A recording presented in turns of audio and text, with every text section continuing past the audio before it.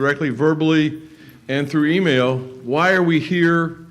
Why is the church here? The short answer is we're here to glorify God. Amen. Right out of the gate, whatever else mission we may have, whatever other commission we may be given, we're here to glorify God. Verses we're familiar with, 1 Corinthians 10, whether you eat or drink or whatever you do all to the glory of God. 2 Corinthians 5, we make it our ambition or we make it our aim to please Him, whether at home in the body or absent from it. And if that's not enough, 1 Corinthians 6:19, or do you not know that your body is a temple of the Holy Spirit who is in you, whom you have from God, and you are not your own. Therefore, glorify God in your body. So right out of the gate, that's who we are, what our purpose is. So with that in mind, let's go to God in prayer as we glorify Him this morning and this day. Let's bow. Father, we bow our heads, close our eyes out of respect, out of reverence, out of honor and glory and adoration that's due your name, your person, and what you do to enhance and bless our lives. Your grace is amazing. Your mercy is rich and abundant. Your love, thankfully for us, is unconditional, and your forgiveness is complete and total and constant. And for all those things and many more, we give you the glory, the honor, and praise forevermore. And we're thankful for Jesus. We're thankful the old story never gets old. And we're thankful for His death, burial, and resurrection.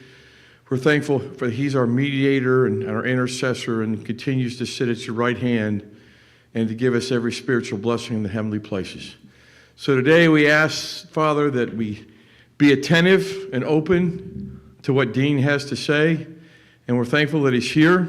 We're thankful for what he does with his family to accomplish this ministry, and what a great work it is to encourage, to uplift, and to bless lives when they need it the most. And we give you this as an offering in Jesus' name. Amen.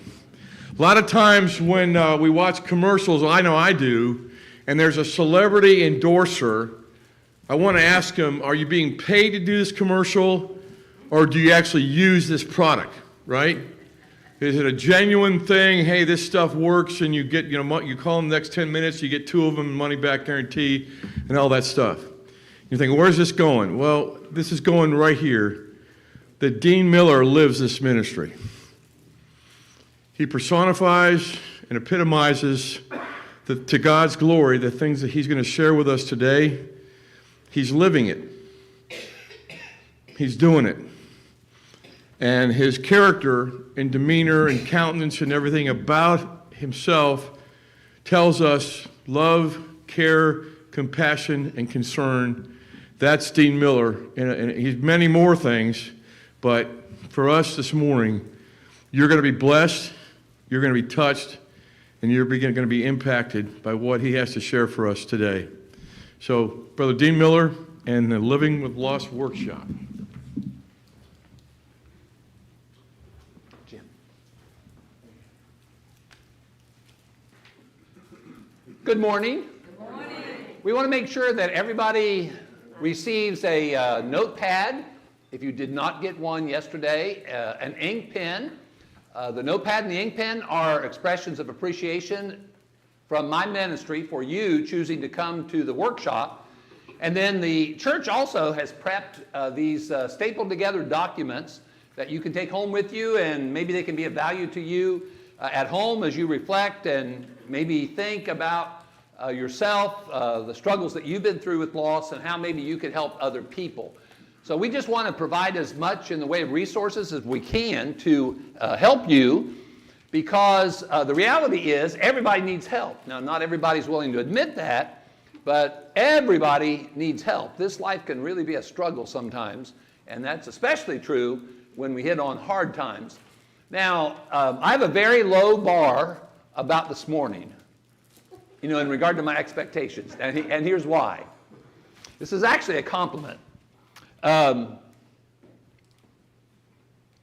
Yesterday, the 2 sessions we had at 7 in the evening and then 10 in the morning. I've been on the road in 22 states. I have not counted how many workshops of this nature that I have done.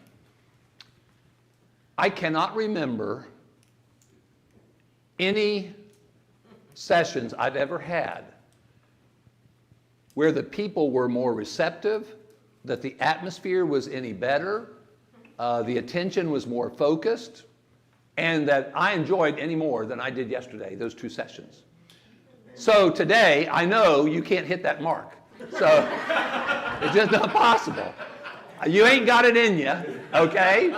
So my expectation in regard to this morning is pretty low, okay? But I'm still hoping that you get something out of this. And that's always the goal I have, is be a blessing. If we in our lives, we just strive to be a blessing every day, what's going to happen is we will be a blessing, and we'll be blessed because we chose to be a blessing. So I'm real thankful that you're here. Again, just like I said yesterday, you could be other places, you could be doing other things. You chose to come here, and I want to praise you for that. I want to compliment you for that, because I know that this is not a very popular subject. Now, again, we always make it a point to not permit this to be drugged down to some sort of doom and gloom atmosphere. And boy, you certainly didn't do that yesterday. That was a lot of fun. You know, I just think it's interesting how that people a lot of times after a workshop will come to me and they almost apologetically use the word enjoy. I enjoyed the workshop. It's a living with loss workshop, but it's hard for them to express, I enjoyed this workshop about this subject. They almost feel conflicted, I think, internally. Well, you can enjoy if you create the right kind of atmosphere, even when the subject matter may be pretty challenging, pretty touchy, and pretty challenging. I think it's important to correct a misunderstanding that a lot of people jump to whenever I go places. Now, let me correct that misunderstanding. I carry around with me a notebook. I got this for Christmas. One of my kids got this for me. WW logo. You notice my shirt has a WW logo. Now let me correct your misunderstanding. I am not representing Weight Watchers. Okay? This is Widowhood Workshop, okay? I want to make sure that you realize that you have not come to a session of Weight Watchers. As a matter of fact, they'd kick you out if they found out what you had over there in that other room. But those were the Lord's calories. You don't have to worry. We're not going to be stealing the Lord's calories. We're just going to let him have them.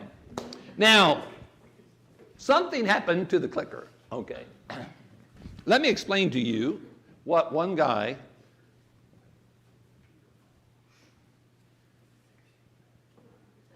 and why is it? Oh, it's just not happening on this screen. Okay. Okay, let me explain. Yeah. Now, I need to explain a little bit about the ministry before we delve into what grief does to us. The Widowhood Workshop Ministry, as I explained yesterday, is a ministry that doesn't merely focus on the widowed, though they certainly deserve a lot of special attention. It's not exclusively about the widowed. The Widowhood Workshop Ministry is attempting to glorify God by educating people about the powerful impact of loss and help them navigate the things that they experience after loss. So it's all about educating and encouraging. What the Widowhood Workshop Ministry is, it's my family's response to my wife's death. To my 3 daughters, they lost their mother. My sons-in-law lost their mother-in-law. And my 5 grandchildren, they lost Nana. The Widowhood Workshop Ministry is my family's passion project. The things that you received in the way of the notepad, the pen, and something else you're going to receive here after a bit are all gifts from my family to you because you chose to come to the workshop. We have chosen to react to our loss in a way that glorifies God by trying to help other people, by attempting to educate and encourage. And to be honest with you, it also, to a great extent, was our therapy early on. Whenever you've suffered great loss, sometimes you need therapy. Sometimes you need professional therapy, and there's no reason to be hesitant about embracing professional counseling when you've gone through great loss. But there's also other things and other experiences that can be therapeutic. And one thing that can be therapeutic is getting out there and trying to help other people. Amen. Because anytime that you are attempting to be a blessing and help other people, you know, if you've ever experienced it, you're always more blessed than they are. And that is the great thing about serving the Lord and serving others because you serve the Lord. This picture was taken, I wanted to explain to you, this picture was taken in July. 7 years ago, we made a decision as a family that we were going to begin hosting a retreat exclusively for widowed people. For many, many years, for decades, I worked at Northeastern Ohio Christian Youth Camp in Lisbon, Ohio. We have youth camps to serve the youth.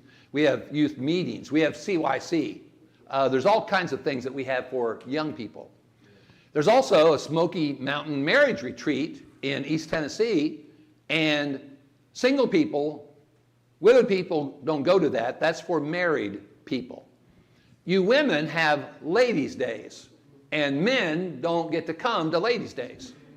And I thought, well, what are we doing in regard to the widowed who have experienced a severe loss in their life that to many of them shakes them to the core of their being? What have we done to give some special opportunity for them to be encouraged? And so my family committed 7 years ago to hosting a nationwide widowhood retreat. Now, it doesn't matter how old you are. It doesn't matter what your church affiliation may be. It doesn't matter how long ago or how short the time was that you experienced the loss of your spouse. If you're widowed, you're invited to come to this event.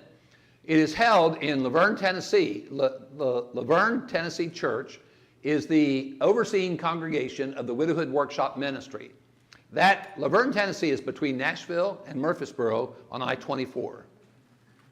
Now, what we decided to do was we decided to just throw this out and just do some advertising and invite widowed people, and we do not require registration. You can come on the spur of the moment. Now, that makes my daughters nervous because they're in charge of all the details. But they're not Martha people. They do a great job of prepping. You don't have to register. Now, we appreciate your registration, and you pay no registration fee.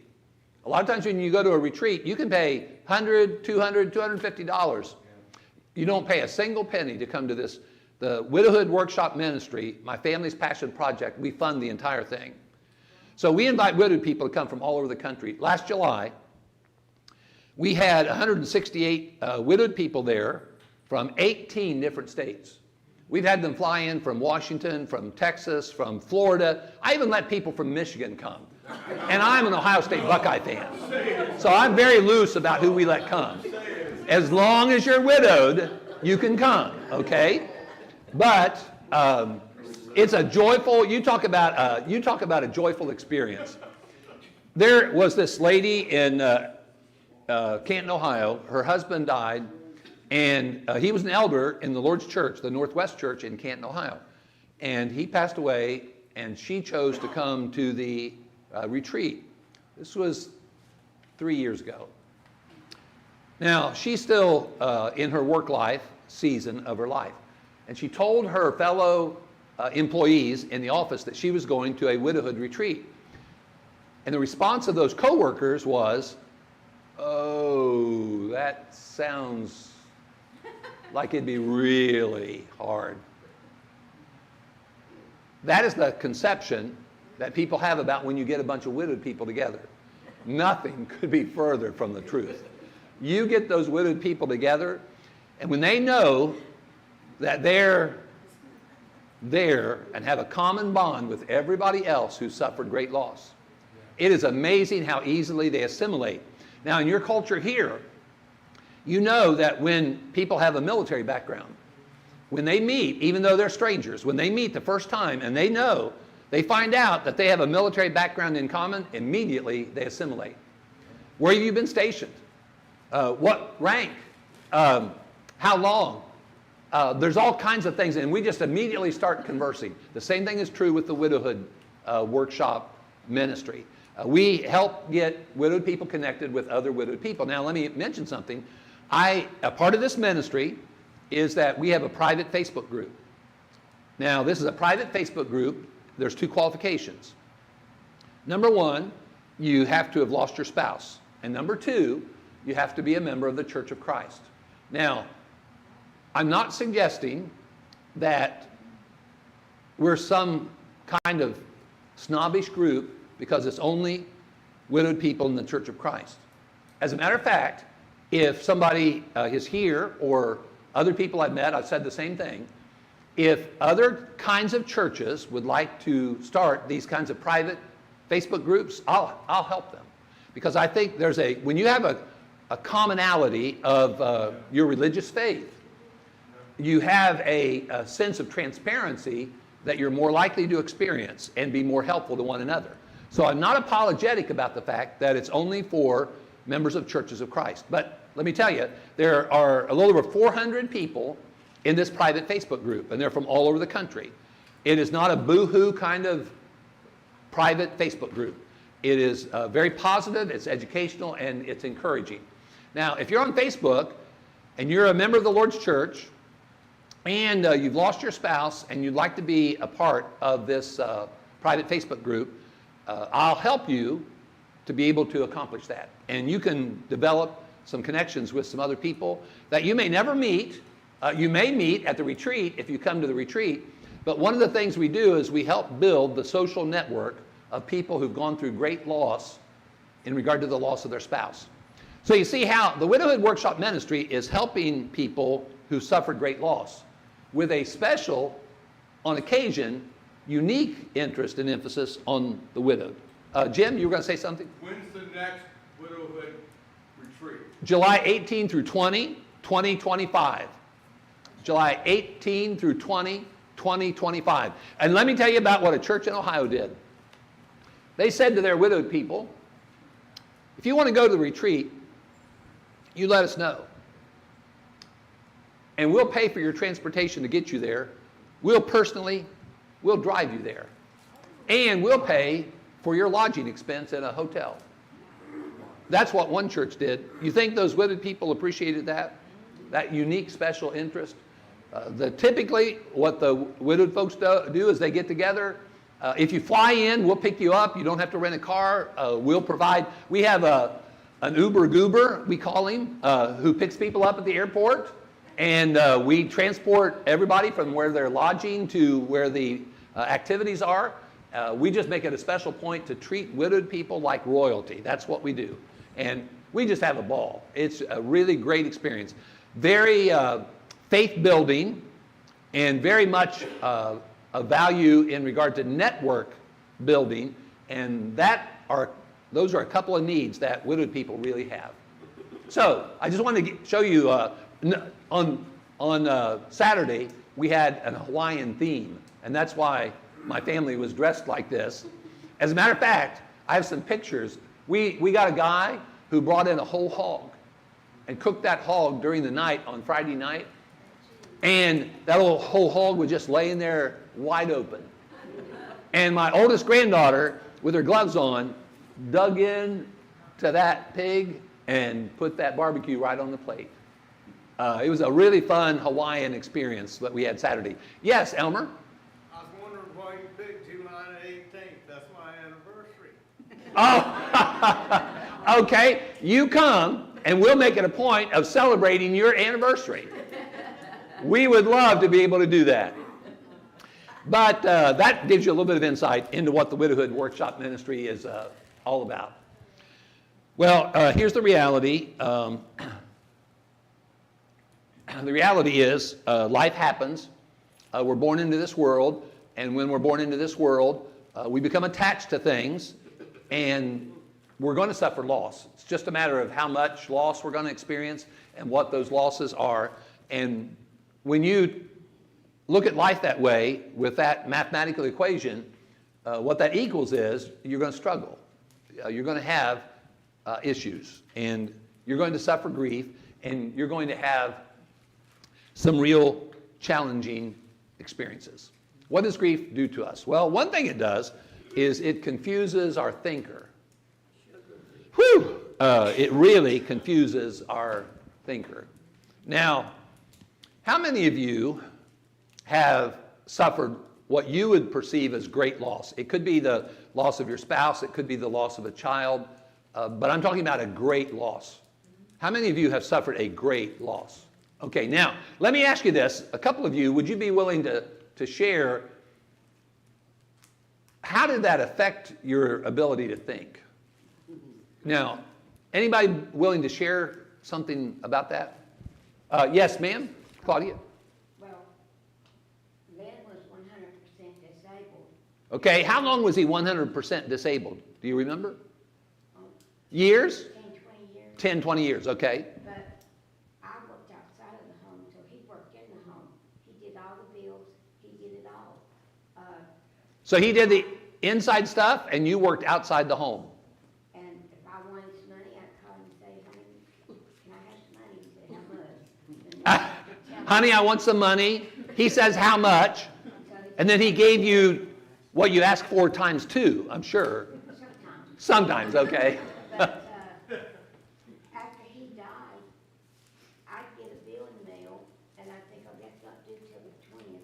I'd stick it in the drawer and forget about it, and I'd end up owing late charges or whatever. Okay, she gets a bill. She sticks it somewhere. She forgets where it is. You know, you don't really think very clearly after you've suffered great loss. And there's a reason for that. It's hard to think straight. Anybody else? Observation? Yes, sir. Just real quick, I lost a son, okay? What age?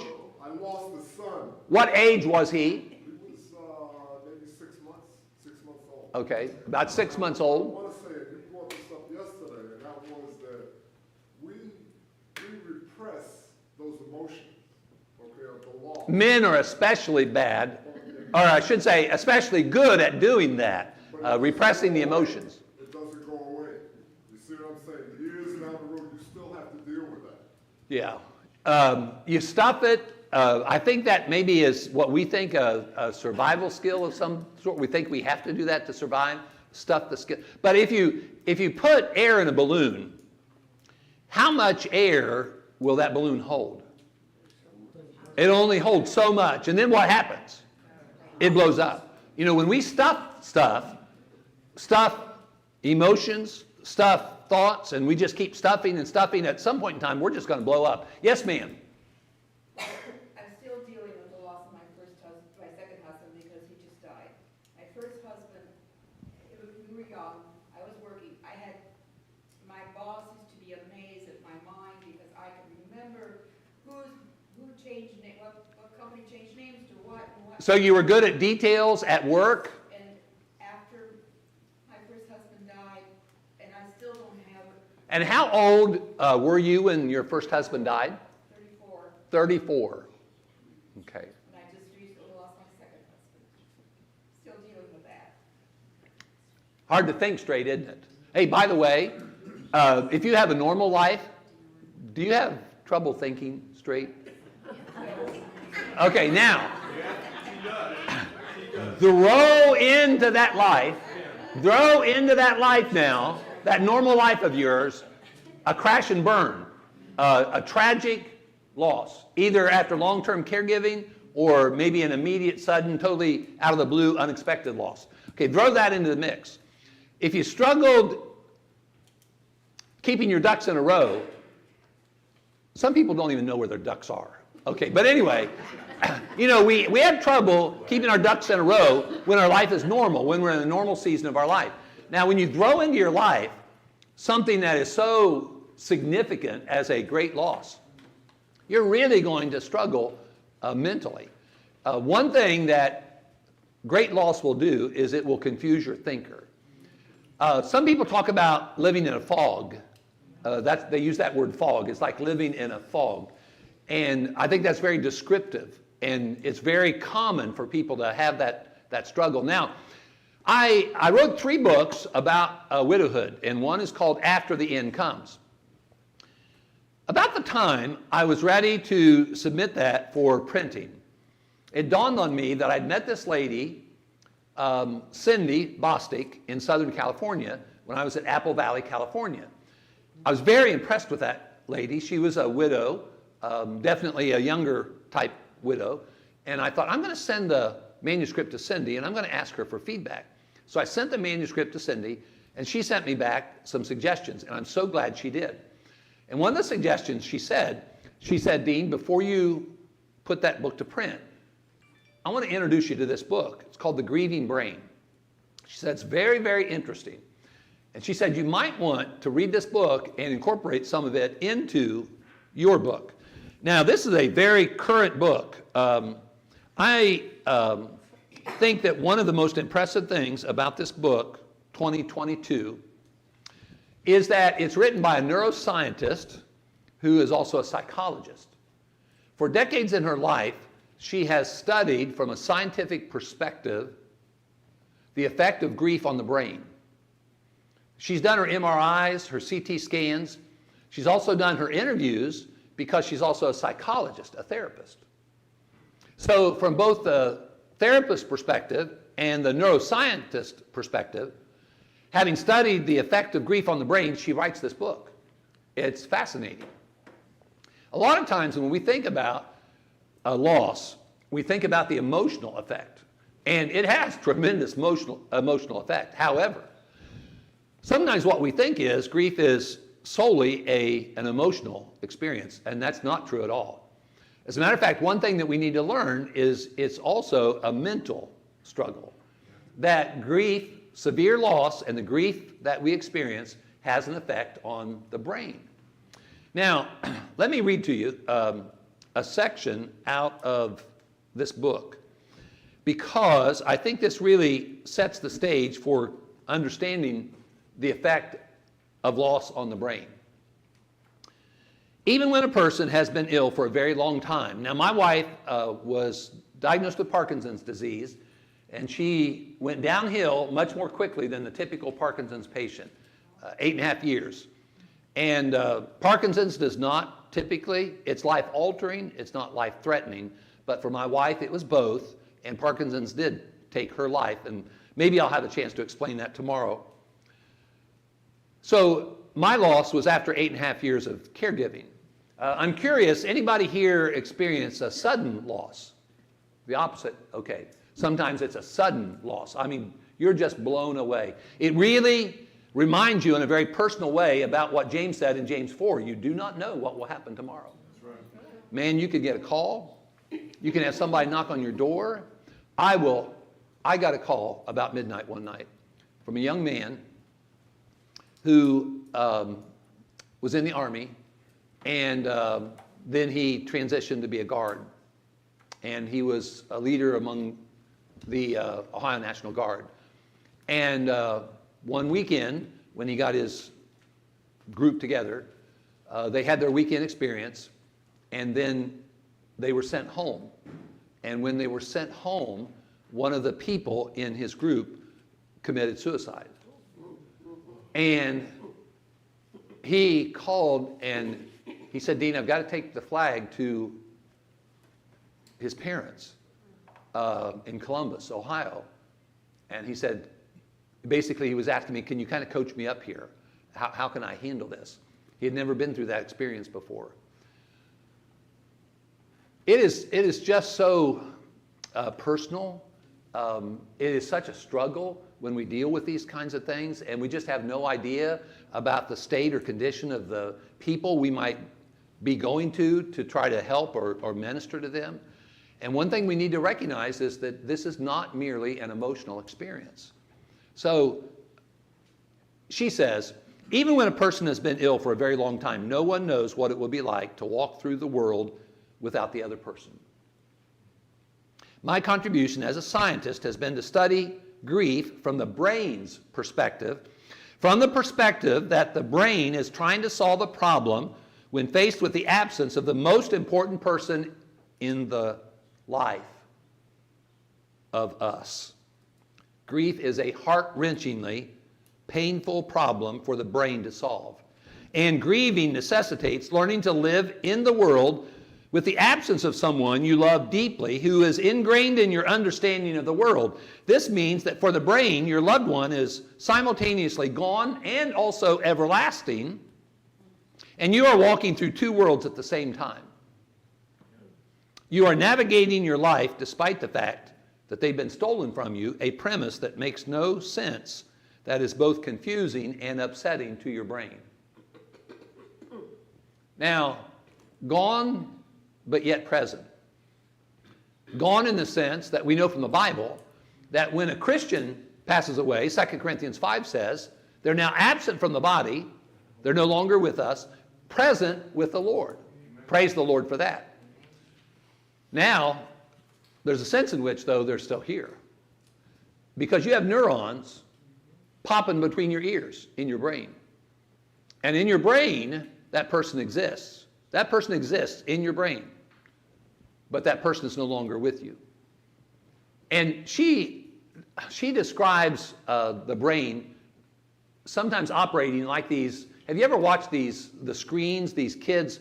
I bet there's even some of you adults who do this. These virtual games that people get hooked on, and you have this virtual map that is in that game, that electronic game. She said your brain kind of operates like that on occasion. And your brain, when your brain is affected by something, your brain just kind of moves around and is trying to find some place to park. Now, she said whenever she starts counseling, doing grief counseling, whenever she starts doing grief counseling, she tells this story. She said, imagine going to sleep and you're a real sound sleeper. And while you're asleep, some people break into your house and steal your dining room table. And then after your table is stolen, you wake up and you feel thirsty. And so you go to the kitchen to get a drink. And on the way to the kitchen, you pass through the dining room. And of course, it's dark. It's nighttime. And so you're passing through the dining room, and right where your hip should hit the side of the dining room table, your hip doesn't feel anything. And immediately your brain, bing, bing, bing, bing, your brain is alerted. Not to something that's there, but to the fact something is not there. Your brain reacts to what's not there, that it's accustomed to seeing, and then your brain reacts to what is present as well. I referred to in one of the sessions yesterday, what if somebody were to turn a lion loose in this building? Well, if you heard the roar or you saw the lion, immediately through your ears and eyes, your brain would be alerted, and there would be an alert. Something is not normal, something is not right. Well, the same thing is true when your brain senses something it's had to become accustomed to now is absent. And your brain is wondering what in the world is going on here. So you're struggling mentally. Now, you probably have heard people say, boy, if you suffer great loss, be real careful don't be making big decisions. Cut yourself some slack here and back off. How long have you heard a person ought to wait before they start making big decisions after loss? A year. A year? Okay. Anybody ever heard 2 years? Let me tell you what one widowed person wrote about. She said that when you suffer great loss, especially if it's the loss of your spouse, she suggested what you ought to do is appoint a board of directors for your life. Now, you are appointing yourself as the chairman of the board, but you need to have go-to people who can help you to think through things. In my case, it was my 3 daughters. I knew that there were things that I needed to run by them or other people before I made big decisions. There may be things, for instance, about material things like a house or a car. It could be that there are financial concerns or issues. It could be there are faith-based kinds of issues or questions.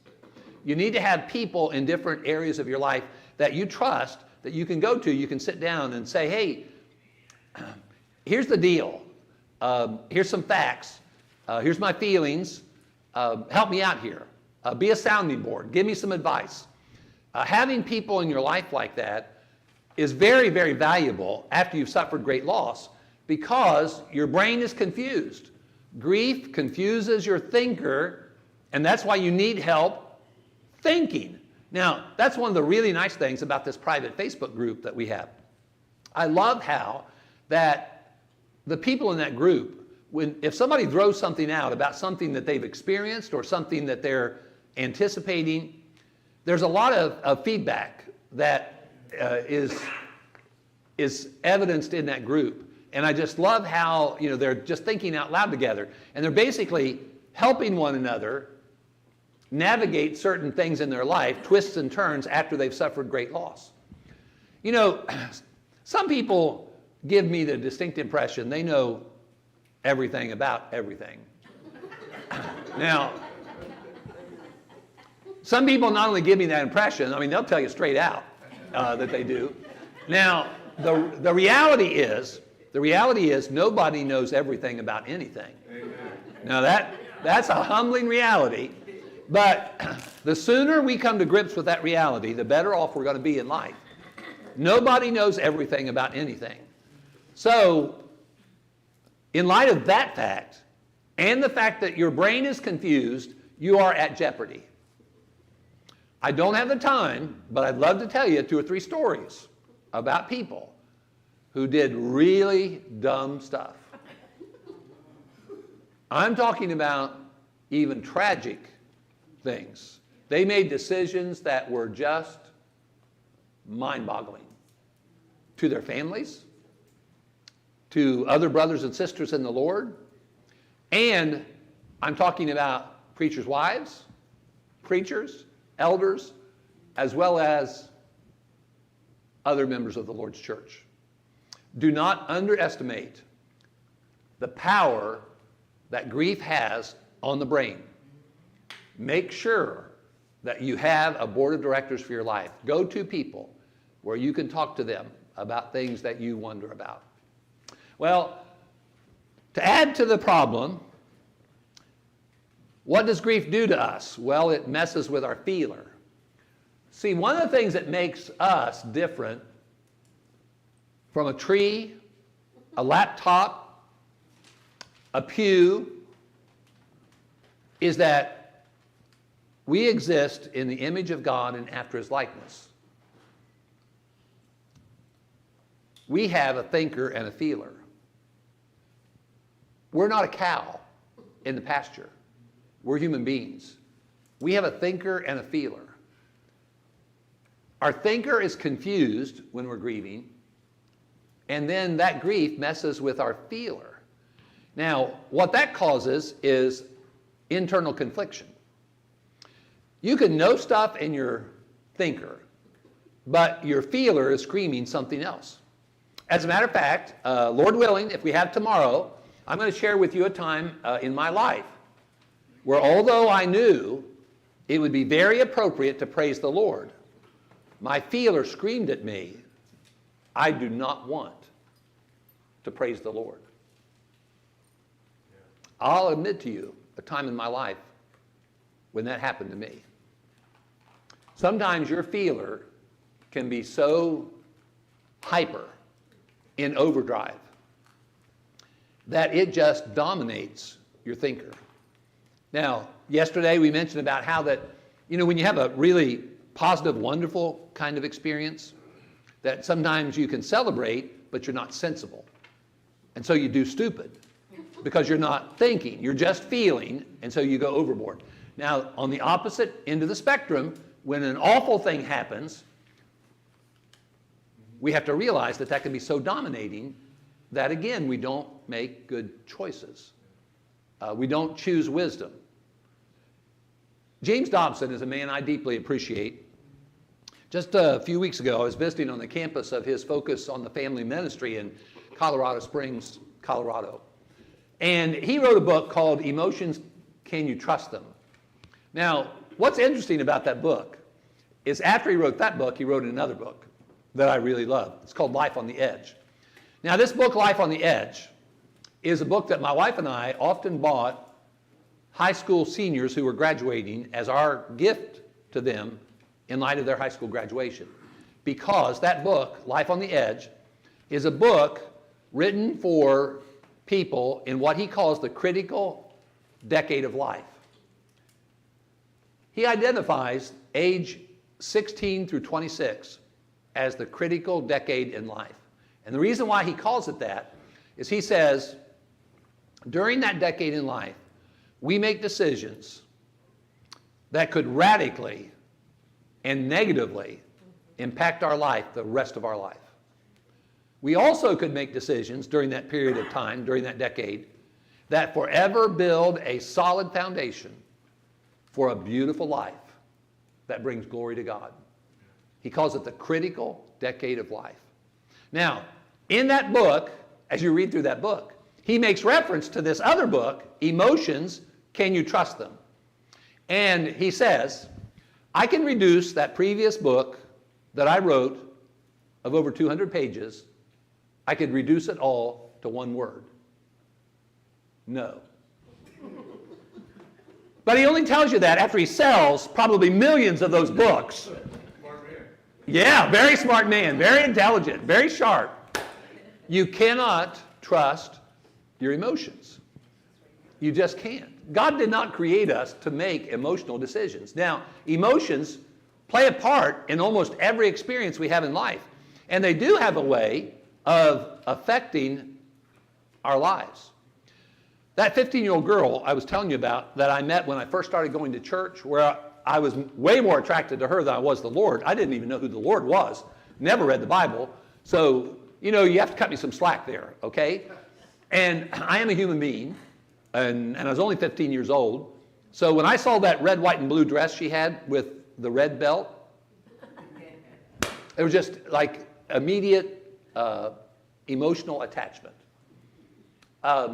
So we make decisions that are affected somewhat by our feelings, but at the same time, we need to be careful that our feelings don't become dominant.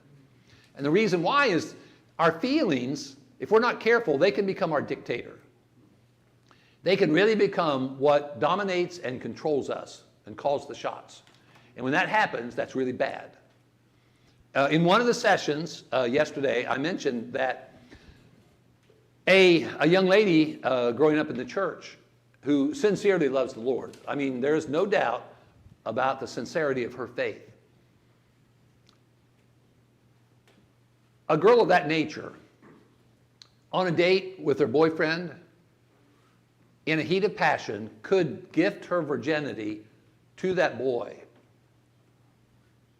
Not because she's thinking straight, but because she's feeling hyper. The same thing's true with a man. But the reality is, boy, you have to be careful about letting your emotions make your decisions. Jim, you were going to make some comment, I thought? No. Okay. We've got to realize that, now, okay, here's an example. I referenced 2 Corinthians 5. My wife died. She's absent from the body in our house. The funeral director, him and his wife, were friends of mine. They weren't Christians, but they were friends of mine. And I'm so glad that one of the memories I have, and I look back with a sense of appreciation for this, I said, would you let me help take my wife's body out to your Suburban? And so I was able to help take her body out to that Suburban. That wasn't her, but that's where she lived for 61 years. I knew that she was gone. She went home to be with the Lord. Now, is that a good thing? That's glory. That was part of your job. Yeah, that was part of my job, of being supportive and loving her. I did everything I could to the very end, and she's gone. So she's with the Lord. Now, where would it be better to be than be with the Lord? So she's with the Lord. So my thinker knows that. Okay, but she's not here. And my feeler feels that. So you talk about a mess. You talk about a struggle. And one of the things that's really hard to deal with is you know stuff, but at the same time you feel this other stuff. And it's just such internal confliction whenever you've suffered great loss. Now, what we've got to realize is that there can be seasons in our life when we're in an intensive care phase of our life. Now, anybody here ever been in intensive care as a patient? Anybody? Okay, there are people here who've been in Now, why do people get put in intensive care? Somebody explain that to me. They're critical, they need more care. Okay? Now, everybody in that hospital is there for a reason, and they need care. But then there's a certain group of people who need different care than everybody else in the hospital, and we call it intensive care. Now, what's different about intensive care in regard to that care than care in a regular room? They do what, Claudia? I said they take more blood. They take more blood. Yeah, they're blood suckers. Yeah. In intensive care, they take more blood than they do other places in the hospital. Can I take you home with me? I'll tell you what. Jim, when we get that bus and go on the road, she's going to be a roadie too. Okay? Besides taking more blood, more monitoring. More people are monitoring. more people are monitoring you, okay? And you're more likely to have more attention. You're more likely to have more attention. Because you don't have, the nurse doesn't have 15 patients, she just has one or two. When I was a local preacher, I spent a lot of time in the hospitals. And when I had the opportunity, I always, out of curiosity, tried to engage with nurses if they came in the room. And I would ask them about the patient-nurse ratio on their shift. Well, sometimes I left a little concerned. Boy, thank the Lord for nurses. Nurses are wonderful people who have a good heart, who are underpaid and overworked and overstressed. But the reality is there are times, because of our body's condition, we need special care. There are seasons in our life when we need to recognize the fact we're in an intensive care phase of our life. Don't pull this stunt. Now, I'm south of the Mason-Dixon line, but I'm brave. I hear this more from men south of the Mason-Dixon line than anywhere else. You know, Dean, in regard to all this stuff you talk about, what you need to do is you just need to pull yourself up by your bootstraps. You talk about slapping people. I slap those people in my brain, okay?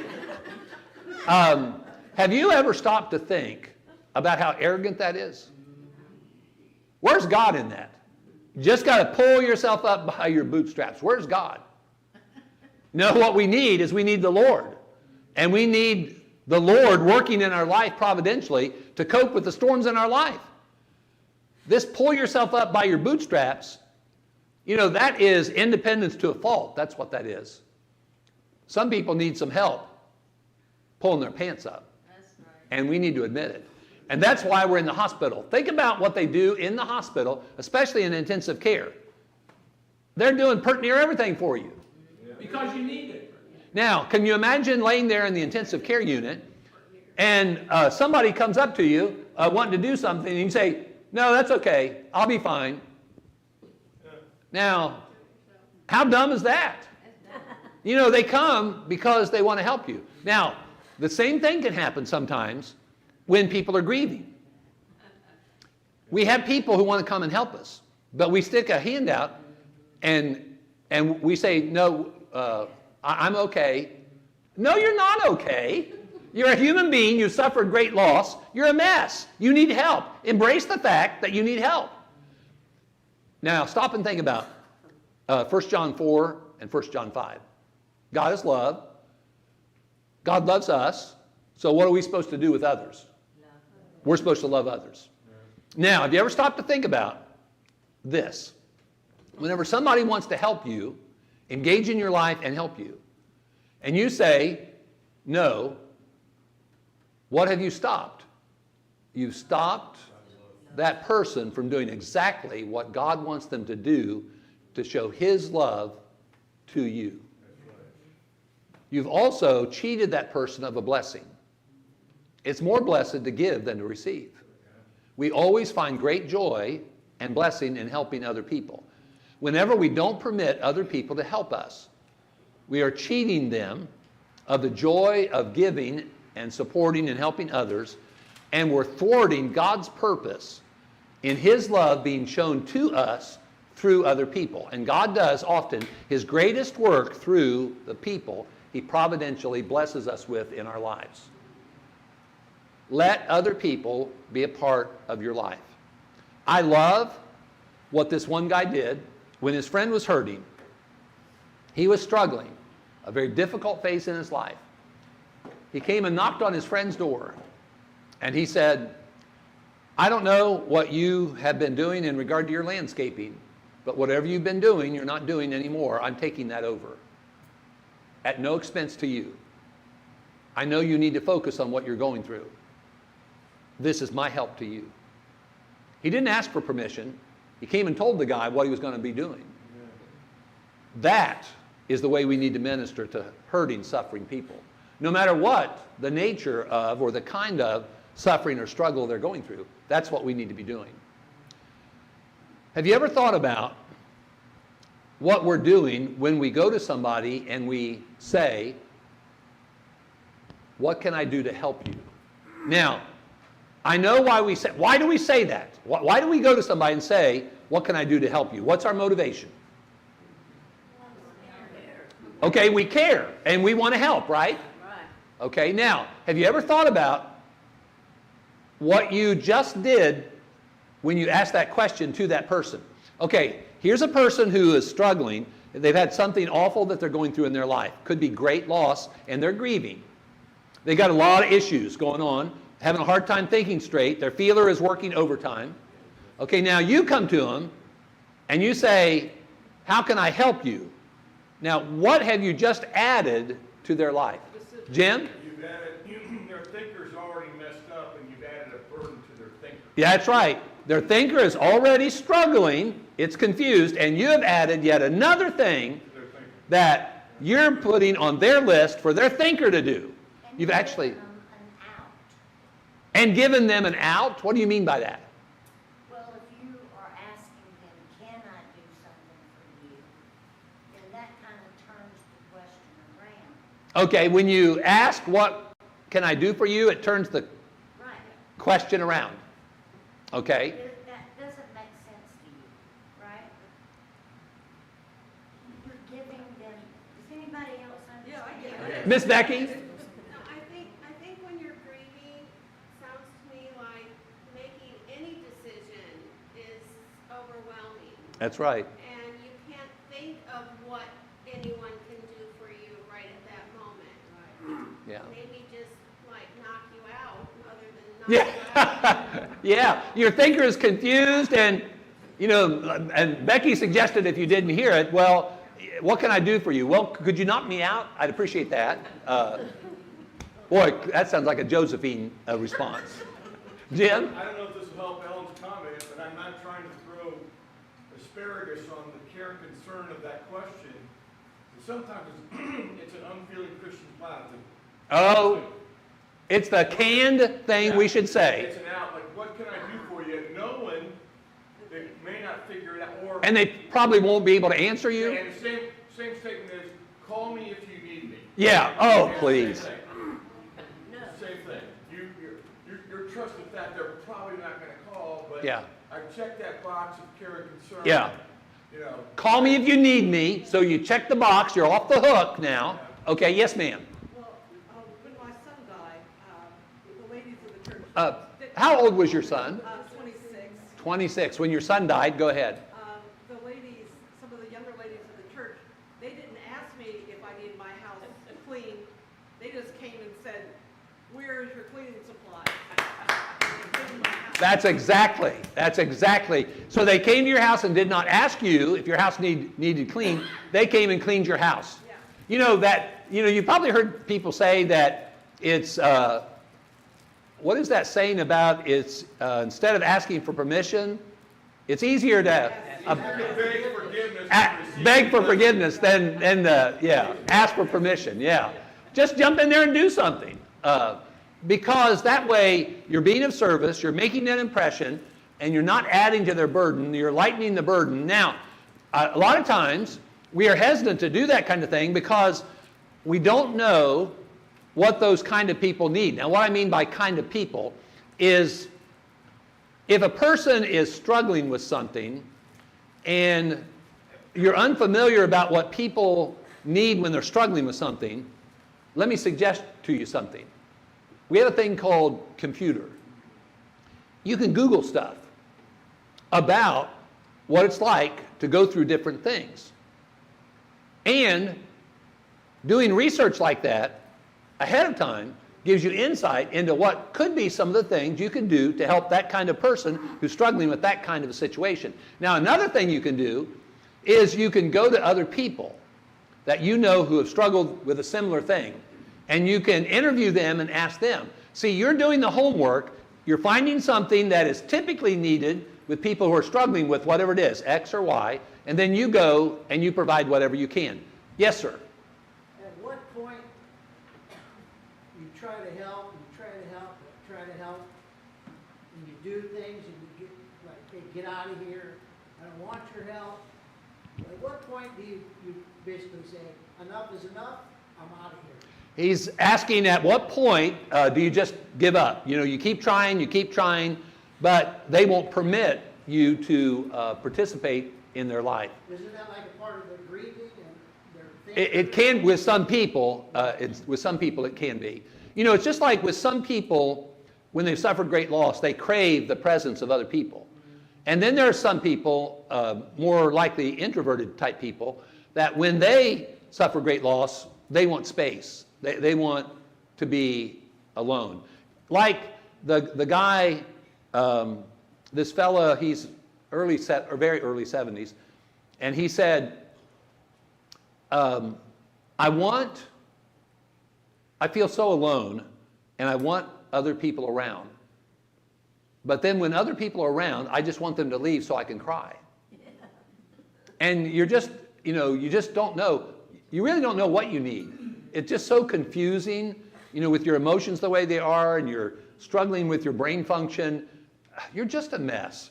And it'd just be a good thing for us to embrace the mess that we are, because that's the reality. There are things that happen in our life where for a while we're just going to be a mess.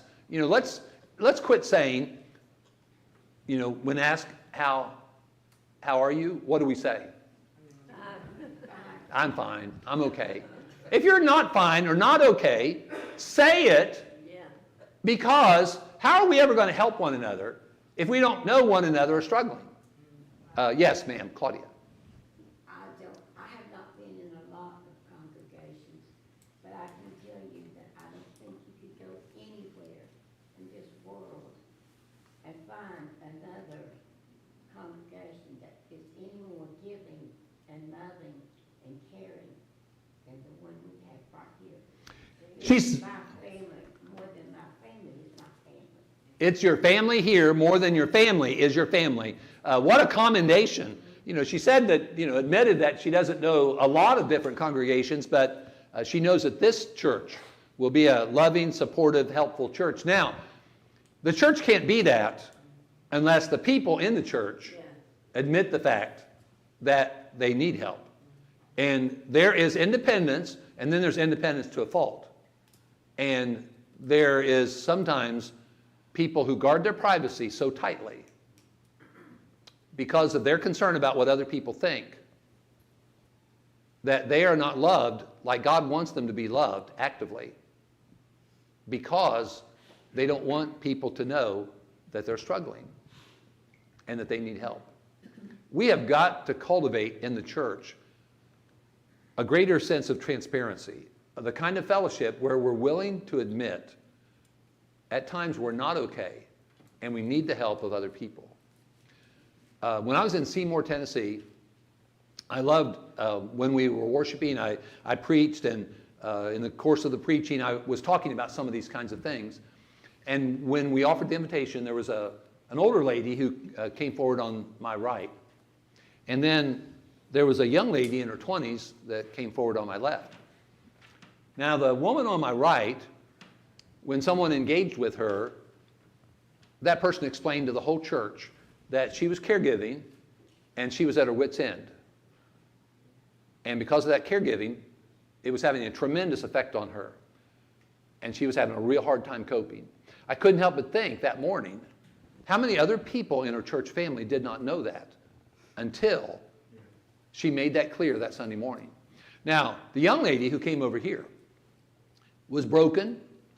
She was crying buckets of tears because her parents were getting a divorce. Her mother was in the back of the auditorium on my right. I had a chance to get to know her mother and what she had gone through in regard to this man that she was married to. And she had every right in the world to close the door on that relationship and walk away. And I'm so proud of that sister in the Lord that she had the courage to do that, because in that situation, it was the right thing to do. But that didn't change the fact that this young lady in her 20s was struggling with her parents getting a divorce, and she was a mess. How many people in her church family knew that the divorce was having an effect on the daughter like it was? I think the vast majority of them didn't know that until that Sunday morning. We need to create the kind of culture in the church where we are willing to go either to a person, a small group of people, or the whole church family and seek the help of other people. And that is especially true when we've suffered great loss, whether it's the loss of our health, the loss of our child to the devil, to the world, the loss of our home, the loss of a very, very close friendship that you've had for years, the loss of your finances. There are so many things that we can experience the loss of that can have a tremendous effect on us.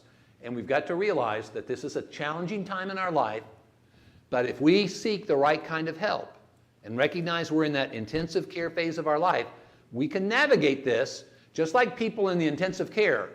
Eventually, they get out, right? And they get to go to a regular room. But you need to be in the intensive care unit when you need to be in the intensive care unit. You got to recognize that and embrace that. I suspicion it might be a good idea to take a break, yes.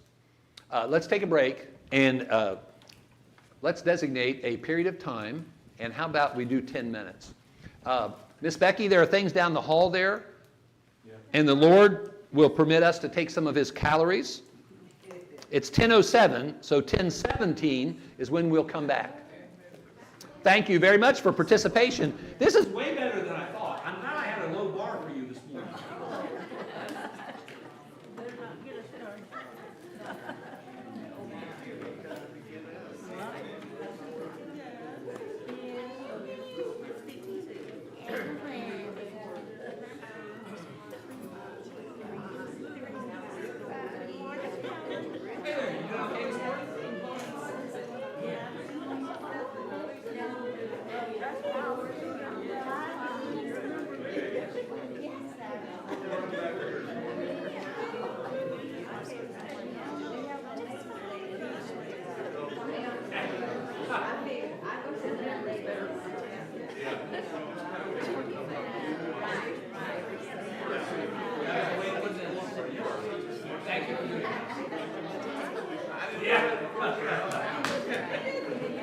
Yeah, I got over that several years ago. I used to feel a little hesitant about that. I have no problem. Exactly. I can't tell you.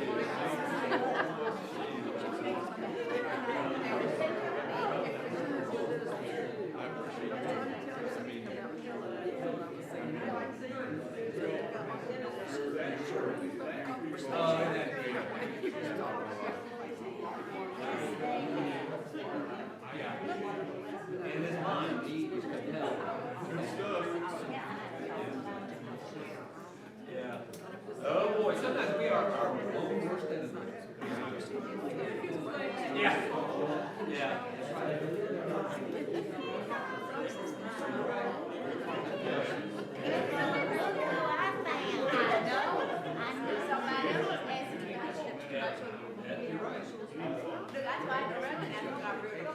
I saw it coming up there.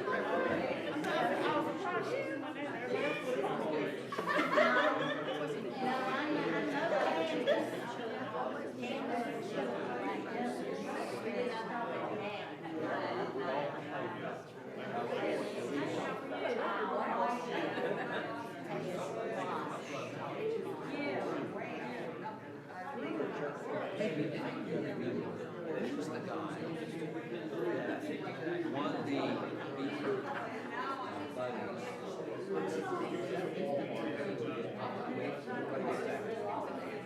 it was in the evening. I need to get a picture with that guy. Does he usually come to church here?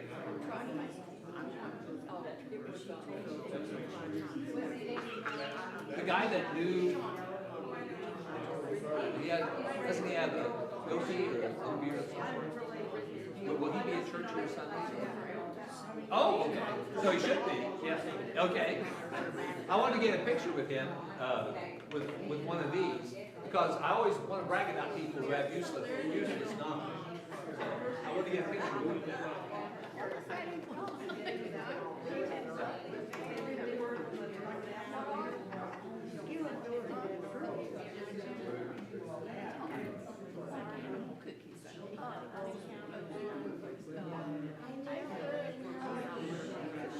Just fine.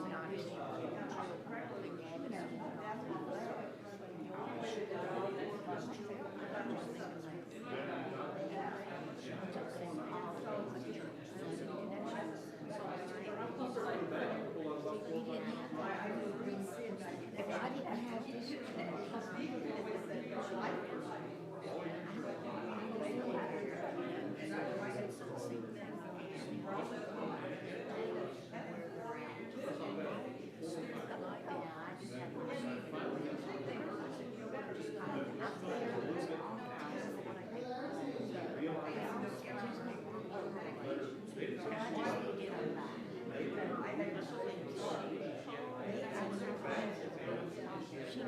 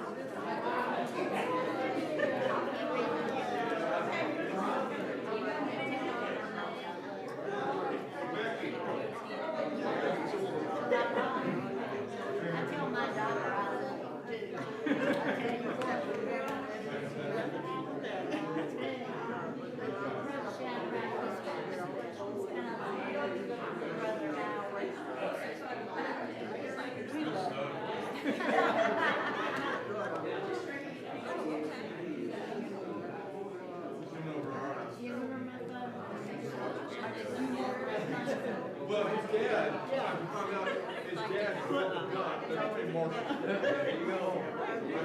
His dad was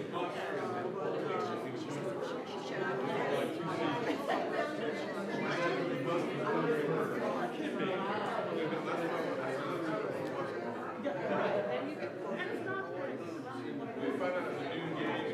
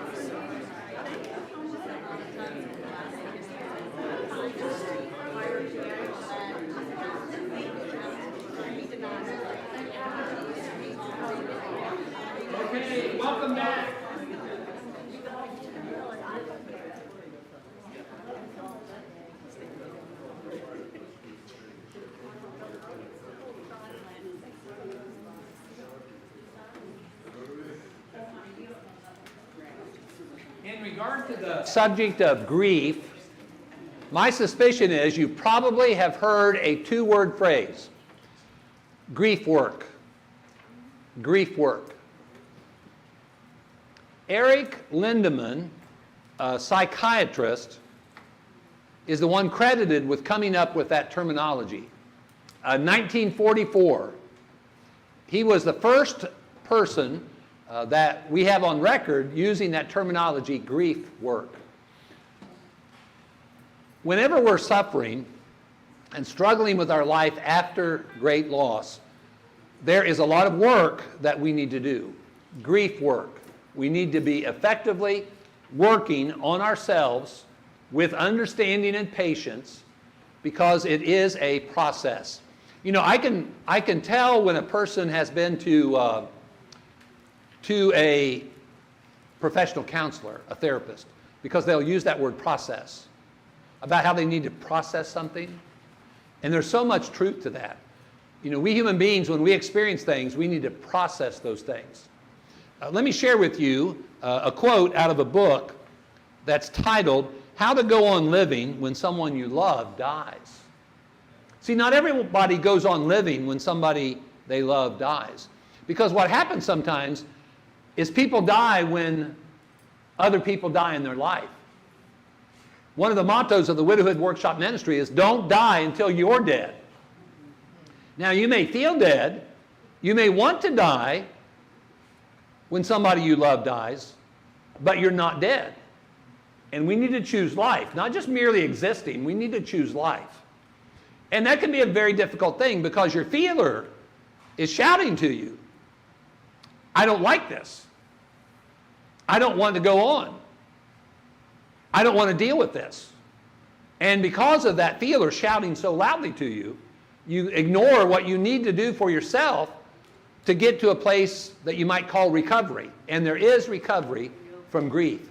I'm not suggesting that the grief ends. I'm just suggesting that you can recover from the grief to the point that you can learn to live with it and let it become a part of your story, your life story, but not let it be what identifies you. Now, the book is entitled, How to Go On Living When Someone You Love Dies. Here's the quote. As a griever, you need to appreciate the fact that grief is work. It requires expenditure of both physical and emotional energy.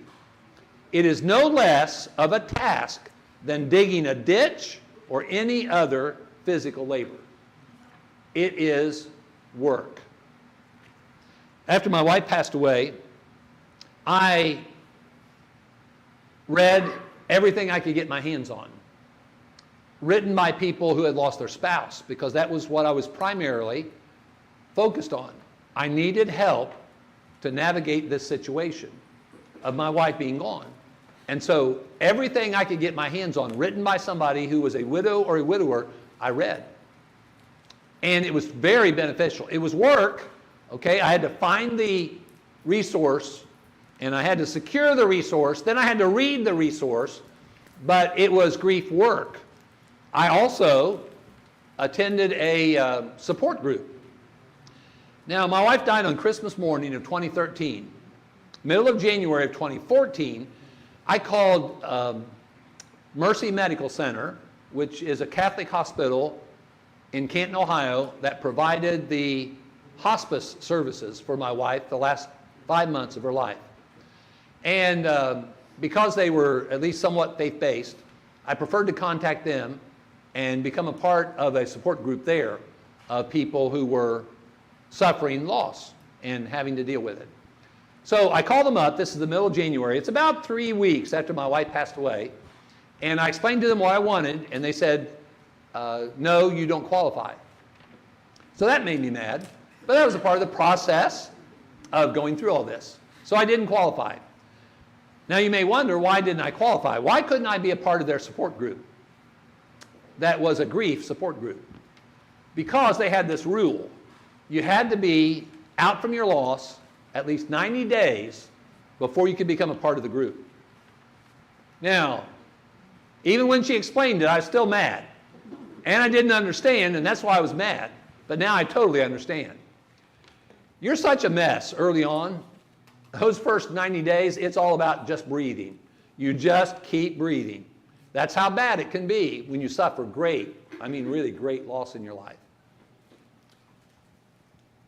During those first 90 days, if you were a part of a support group like that, I seriously doubt you'd actually hear much and be able to internalize much. And I definitely don't think you'd be much in the way of a contributor to the discussion or the atmosphere because you're such a mess. Your mind is so confused, your feeler is being messed with, and so it's a good rule that they have. It's a good policy they have. You got to survive those first 90 days, and then we'll let you in. I don't know if that's the case with most grief support groups, but I totally understand why they did that with me. You know, for years, I had encouraged people who had suffered great loss to not be ashamed of the fact if they got involved with a support group for something. And I thought after decades of telling people that, I ought to practice what I preach. So that's why I ended up in a support group at Mercy Medical Center in Canton, Ohio. So, number one, it confuses what grief does to us. It confuses our thinker. Number two, it messes with our feeler, and that's why we're a basket case. Now, it also prompts us to wonder why. It is a very common thing for us human beings to want to figure stuff out. Now, if you were able to figure out why you suffered loss, would that change the fact that you've got to deal with your loss? It wouldn't. It wouldn't change. The loss still occurred. You've still got to deal with it. Now, I have a sweet friend who January 9th will be the second anniversary of her husband's passing. She has become more than a friend. She is such a sweet, sweet person. She's struggled a lot because she had a great marriage. Her and her husband had what seems to me to be a storybook life together. They were such a perfect match. Now, the flaw with marriage is, and the shame of it all, is only flawed people are in it. Only imperfect people are in it. But you can be a perfect match with somebody else. And they just seem to have been a perfect match. She was married for a little over 30 years. Now, one of her problems, I remember talking to her on the phone one evening, and she was just having a real hard time understanding. She was wanting to figure this out. And at one point in the conversation, I stopped her and I said, Cindy, what did you do for a living? I knew what she did for a living. I just wanted her to tell me. She said, I was a physics teacher in high school. I said, what do you do in physics? And she admitted, you figure stuff out. You have these problems, and you very logically in physics, you figure stuff out. That's kind of like an engineer brain. My son-in-law is one of those. He works for Honda in Tallapoosa, Georgia. You know, there are some people who are just geared mentally, driven to figure stuff out. Now, I am not that way. I'm totally not. I'm totally the opposite. I remember studying a little bit about electricity when I was in 9th grade at New Philadelphia High School in Ohio. And we had this section of time where we were studying about electricity. And I found it all fascinating. It was really interesting. I don't remember any of it now, except the color, the two different colors of wires. I do remember that part. Okay, now, I don't need to know how electricity works to benefit from it. I don't feel compelled to understand how electricity works. I just am real glad to know when I plug something in that if I don't have moisture on my hand, that I could benefit from plugging that in. I don't have to know how it works. I don't have to figure that out. And that's the kind of person I am. But there are other people who they just have to figure stuff out. I mean, they are really driven. And I'm so glad I'm not that kind of person. Now, People like me have problems, and then people who want to figure things out. Well, this friend of mine, she's that way.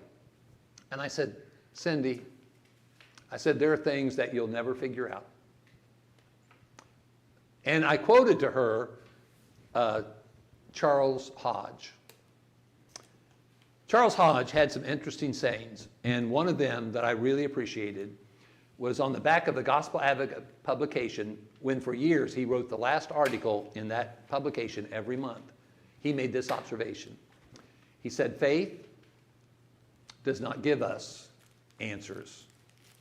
It gives us the ability to live without answers. Amen. And I said, Cindy, you may never figure this out, but you don't have to. The reality is, sometimes we just have to learn that what we need is the ability to live without the answers. But boy, do we ever want to know why, don't we? We want to know why. Now, don't you think it's interesting? This is human nature, I guess. Don't you think it's interesting that when something bad happens, we wonder why? Do we wonder why when something good happens? Okay, you marry the dream of your life. Do we ask the Lord, why in the world, Lord, am I so blessed to marry her or him? Every day. Afterwards, not at the ceremony. Okay, then you got your dream job. And you have worked and toiled to get to the point where your goal was to become this particular kind of person in this particular field. And do you ask the Lord why? Why in the world, Lord, could I be so blessed? Or you get this huge raise, and do we immediately start thinking, why, Lord, am I so blessed to get a raise? I didn't even ask for it. But boy, when something bad happens, we're real quick to wonder why, aren't we? And it just seems like that must be human nature. Now, let me point out to you that it's okay to ask that question. I mean, you shouldn't feel guilty because you ask. You're just in a club with the rest of us. I think we all have a tendency to ask that question because we do wonder. We have a lot of curiosity about a lot of things, and we have a thinker, and we want our thinker to figure stuff out. The reality is, a lot of wonderful people have done the same thing, wondered why. Job, remember yesterday we talked about him. All those terrible things that he lost. Chapter 3, verse 11. Why did I not die at birth? Whew! That's a great man of God who says that. Why did I not perish when I came from the womb? Verse 12 of chapter 3. Why did the knees receive me? Chapter 3, verse 20. Why is light given to him who is in misery and life to the bitter of soul? Who longed for death, but it does not come? He was longing for death. He wanted the Lord to take him. And he couldn't understand why. Take me, Lord. Verse 23. Why is light given to a man whose way is hidden and whom God has hedged in? Why? That is a very normal, typical human response to an awful time in your life. It just seems automatic that we would think that way. Now, you've got the psalmist who makes the same response, wondering about why. But my all-time favorite is Gideon. In Judges chapter 6, Gideon is experiencing with Israel an awful time. And now the reason why Israel is struggling, and Gideon is in the midst of them, is because Israel has not been faithful. And God is having them experience discipline for the purpose of bringing them back to him. But Gideon, as a human being, he is struggling with this.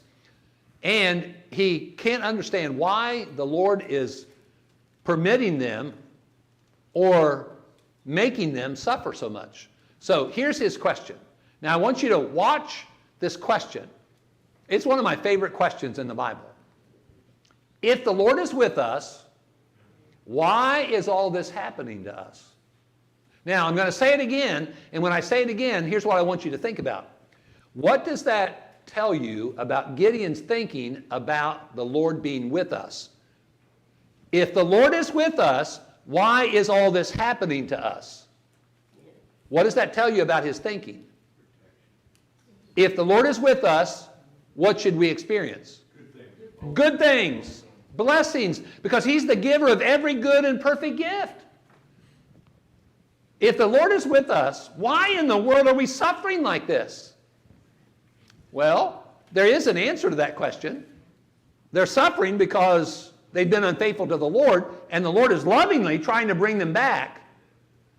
But Gideon doesn't understand that. He evidently is not aware of that. Now, the Lord's with us as children of God. That does not exempt us from suffering.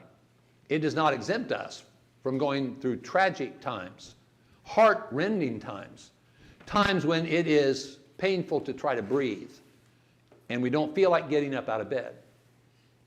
And if we finally feel like we can get up out of bed, we don't want to get dressed. And then we get to a point where, though we may get up out of bed and may get dressed, we don't want to go out of the house. It's like going into enemy territory. And that's how miserable that you can feel and how much you can struggle whenever you've suffered great loss. And even Jesus on the cross, what did he say? What question did he bring up?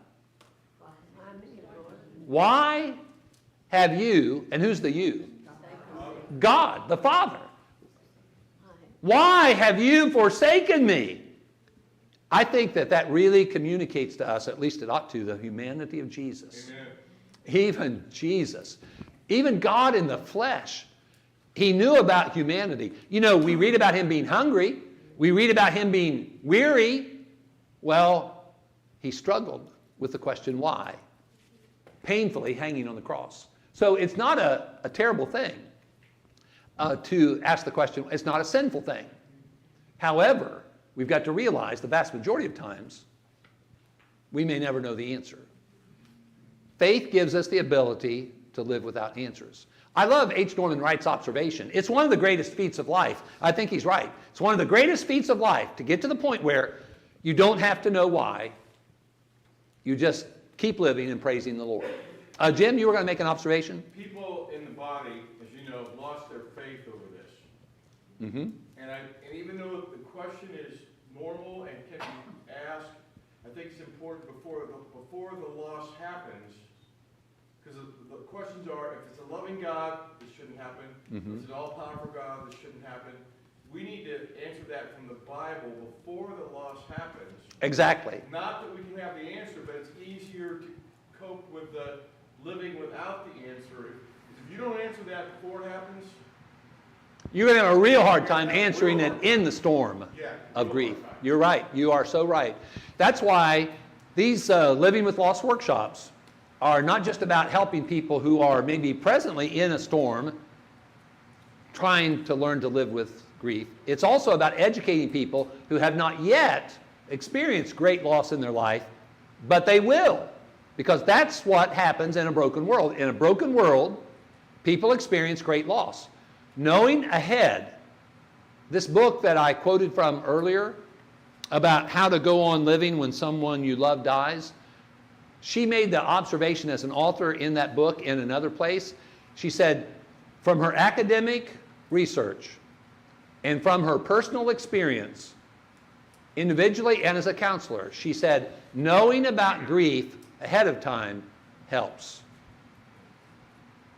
It helps you navigate the experience.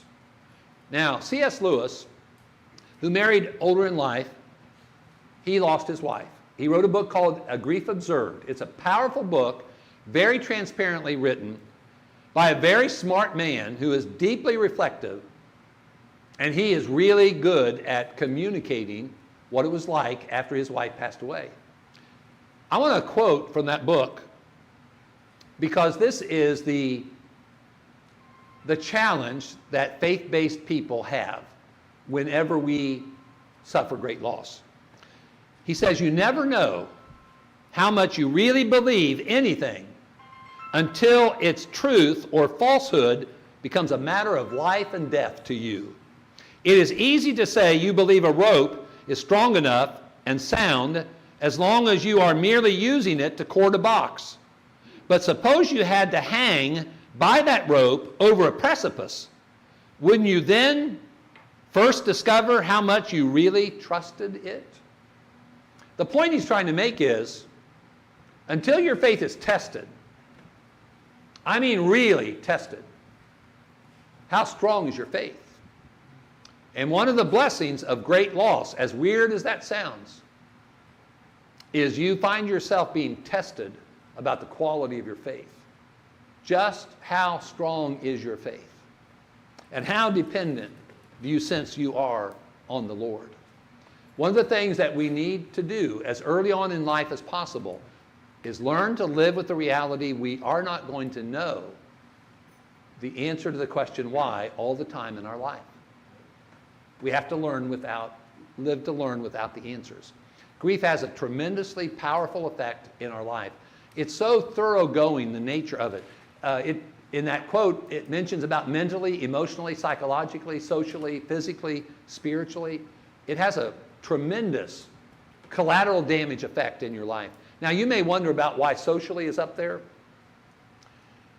Widowed people who lose their spouse typically lose 75% of their social network.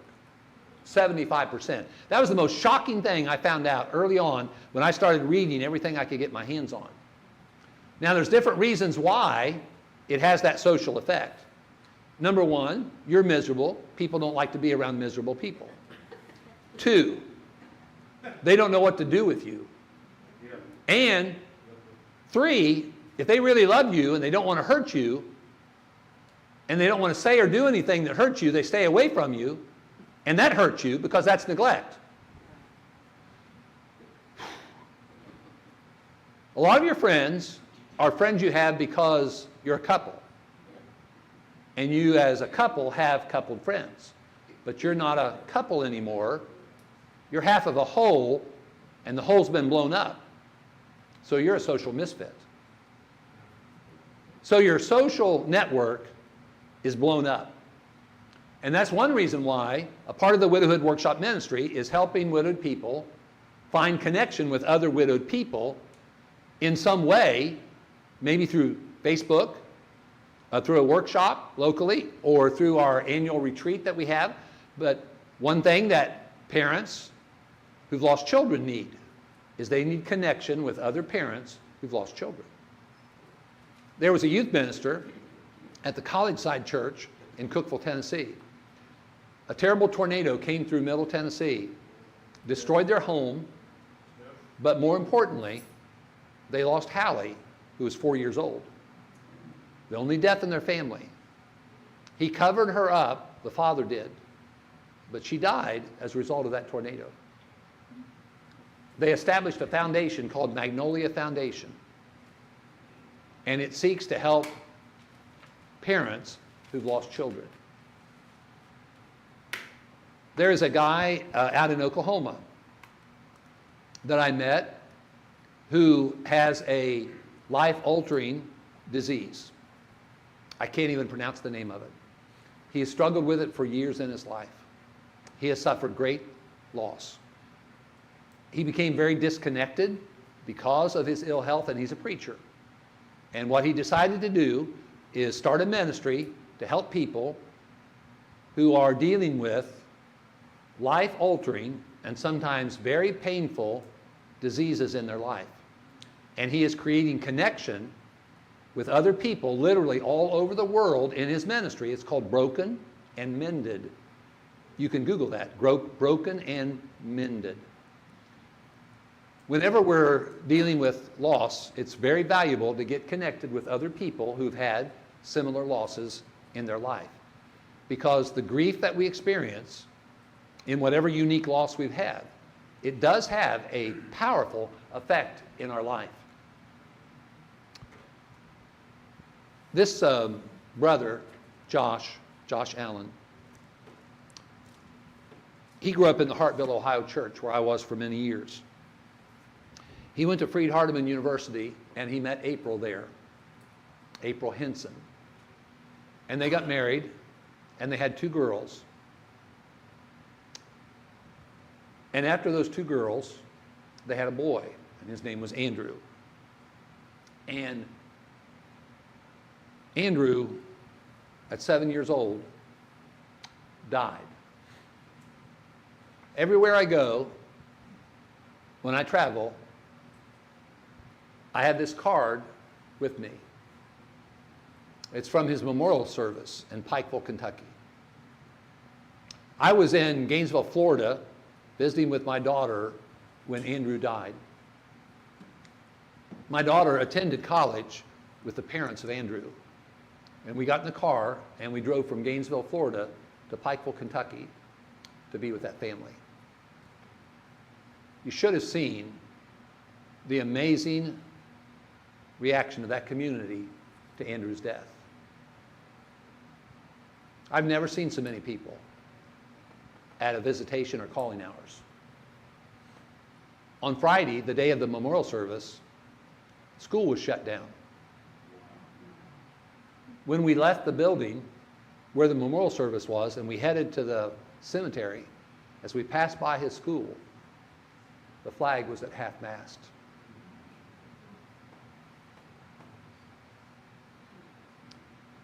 Why in the world would a 7-year-old boy die?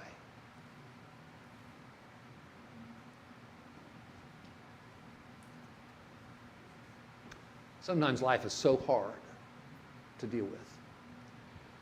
You talk about questions and wondering why. You can't help but wonder why. You just have to keep holding on to your faith to help you deal with what you don't know. One thing that grief does to us is it challenges us. There is great benefit in being challenged. You know, when somebody says, you can't do that, sometimes there are some ears that hear that and say, yes, I can, and yes, I will. One of the mottos of the Widowhood Workshop Ministry is, I can and I will. I can and I will survive. I can and I will learn to cope, and I can and I will grow through this experience. I can and I will by the grace of God. That's the kind of attitude and spirit that we've got to embrace when we've suffered great loss. And it can have great benefit being challenged. As a matter of fact, look at how we have the ability as Christians, how we have the ability to take awful things that happen in our life, burdens, and we can actually turn them into blessings. Watch this. Romans chapter 5. After talking a lot about justification by faith through Jesus Christ, then he says, verse 3, and not only that, but we glory in tribulations. Now, if I was writing that, I would say, we grieve in tribulations. That's what we do. That's the natural human reaction. We grieve in tribulations, but we can also glory in tribulation. That's crazy faith, is what that is. But that's what Christianity is. That's what first century Christianity is. It's crazy faith. It's faith that's crazy to people who have only seen a watered-down version of Christianity that nowhere compares to first century faith. And not only that, we glory in tribulation. How could you possibly glory in tribulation? Knowing that tribulation produces perseverance, and perseverance, character, and character, hope. And notice what kind of hope. Now, hope that does not disappoint. It's an uncommon hope that we can find building within us because we've been persistent because of our struggle. And we have developed this character that's provided this persevering spirit that has built within us hope. And though we're experiencing tribulation, we're benefiting in the process. And the blessing of tribulation is the growth we can experience because of it. Often it's accelerated growth because we've been challenged. Yesterday, I referred to my daughter and my son-in-law as PTs. They're pain terrorists. Their job is to cause us pain to be challenged so that we can get to a better place. I submit to you that's one of the reasons why, in a broken world, God permits the harsh realities we experience in life. Because He knows that we can choose to be greatly blessed by the experience of the heartache that we have in this life. We can choose, and it's a choice. We can choose blessings in the storms, in the burdens, but it's a choice. Great loss can ruin people's faith. Great loss can cause marriages to tank and families to become dysfunctional. Great loss can cause people to go into depression and have serious mental struggles the rest of their lives. But that does not have to happen. We can choose, by the grace of God with His help, to take those awful things and turn them into blessings. We become more knowledgeable, more wise, and more experienced by the awful things that we experience. And we can become more qualified to more effectively help other people. Who's going to help the young lady who has suffered a miscarriage best?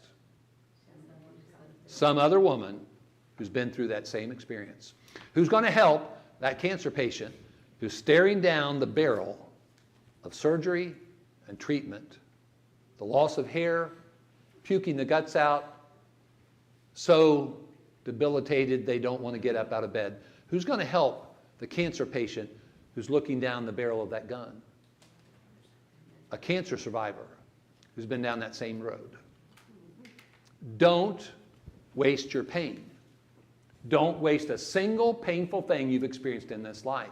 Use it for the glory of God by choosing to help other people. But you first have to commit yourself to surviving, coping, and growing.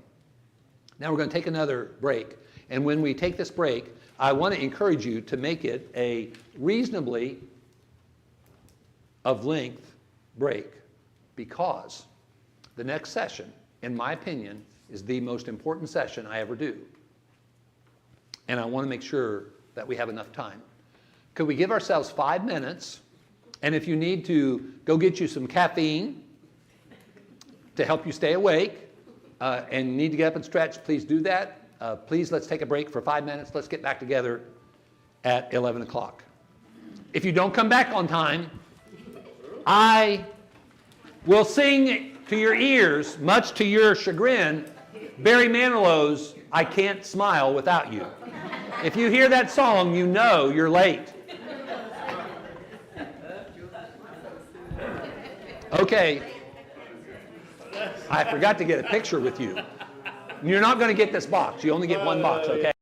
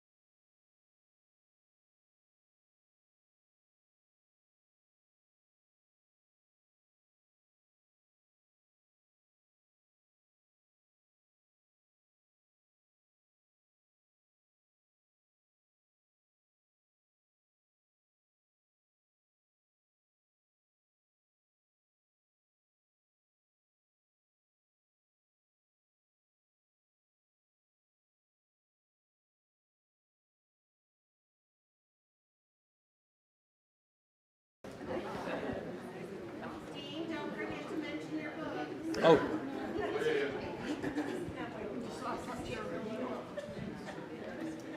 Oh, okay, thank you for coming back. This will be our last session today. I appreciate your endurance, and I hope that your time's been well invested. Let me do an advertisement. I don't like to push this kind of thing, but I do want to make this sort of thing available. After my wife passed away, I looked especially for things that were written about being a widow or a widower in the brotherhood, and I found very little available. And so I decided to commit myself to writing about the subject of the loss of a spouse and learning to live with that.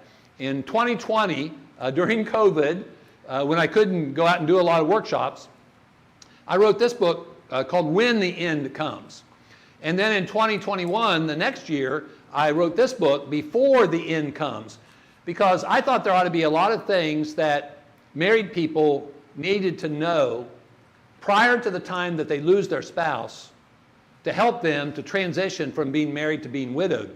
And this book is written for married people and for widowed people, because widowed people will really relate to this because they've already experienced that loss, but it's written especially with the married people in mind and what might help them in light of the fact that there's only one way good marriages end.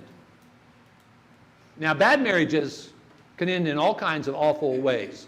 Good marriages only end in one way. What are we doing to help prepare people in good marriages for the end? There was a beginning, at the ceremony. There's going to be an end. That's at death. I know that's not a pleasant concept, but it's reality. And so I wrote the first book, When the End Comes, the second book, Before the End Comes, and then in 2023 I wrote this book, After the End Comes, which talks about some issues that some of which I've never seen written in other books by folks in the brotherhood. Like, for instance, male-female relationships after loss. Sex after the death of your spouse. What do you do about the rings after loss? There's all kinds of interesting, unique things about life after the loss of your spouse. Now, you can buy these on Amazon. If you're a Kindle person, you can get them for $5 Kindle through Amazon. If you like the hard copy, I bring some with me everywhere I go. There are some sets back there. These are typically, if you bought them on Amazon, they're more expensive. But when I travel, you can get them for $8 a piece, or you can buy all three for $20. And if you're interested in it, you can get them back there at that table. They're on the left-hand side of the table, these books of mine, and you can just leave the money on the table back there. On the right side of that table are some other books that are not for sale. They're a part of my library. They're interesting books that could be of help to you if you'd like to read about the subject of grief, the loss of a spouse, or just dealing generally with the difficulties of life, because those are a lot of the books there on the right that helped me a lot when I was struggling with a life that I didn't want to live, but was forced to have to deal with. So we mention those things if they could be of help to you. If you've never ordered books from Amazon before, and you're interested in any of those books on the right-hand side, just take a picture with your phone and then hand your phone to somebody younger than you are, and it is amazing what happens. A couple days later, it's right there at your doorstep, and you can say, "Praise the Lord," and "Thank you, younger person, for doing that for me." Okay. Now, this, in my opinion, is the most important session of any workshop I ever do, and here's the reason why. For the vast majority of people, the greatest loss that they experience is the loss of their spouse. Now, here's my theory. If I wanted to have a workshop and teach people about how to deal with severe financial loss, or just financial loss generally, what I would do is I would look at it first and foremost from the greatest financial loss that a person could experience. I mean, when they're just totally blown away, reduced to zero. Because if people learned the facts and the principles that can help you navigate the worst financial loss, then they have the facts and principles to help them with lesser financial losses. Now, with that same theory, that's what we're doing here in this session. For most people, the greatest loss they will experience is the loss of their spouse. The research has been done about stressors, life stressors. Usually the academic people, when they do this research, and then they quantify and categorize losses from greatest to lesser. Usually there's 100 in these studies. Every study I've ever seen, number 1 and number 2 are the same. The number 2 life stressor is divorce, and the number 1 is the loss of a spouse by death. Those have great effect in people's lives.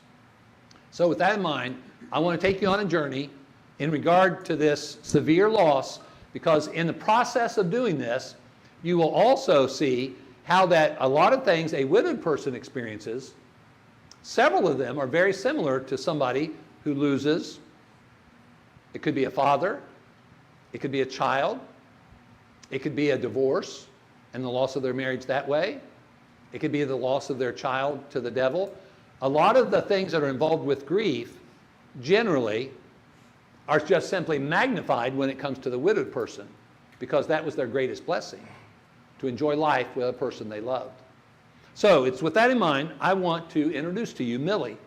Now, no offense to any widowed person in this church. Millie is my favorite widow.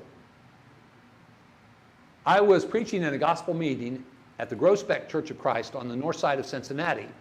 And the preacher came to me that week and said, "Dean, I've got this 90-plus-year-old woman who wants to take you out to lunch."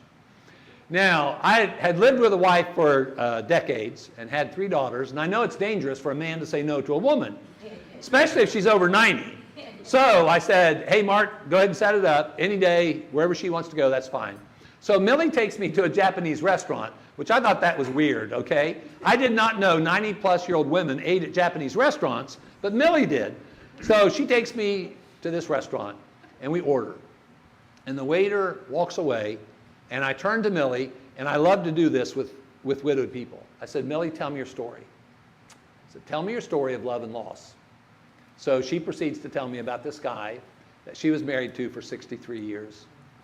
She tells me about what a wonderful husband that he was, and what a great father that he was. And she told me about him getting cancer, and she told me about the caregiving, and she told me about him dying. She was married to him for 63 years.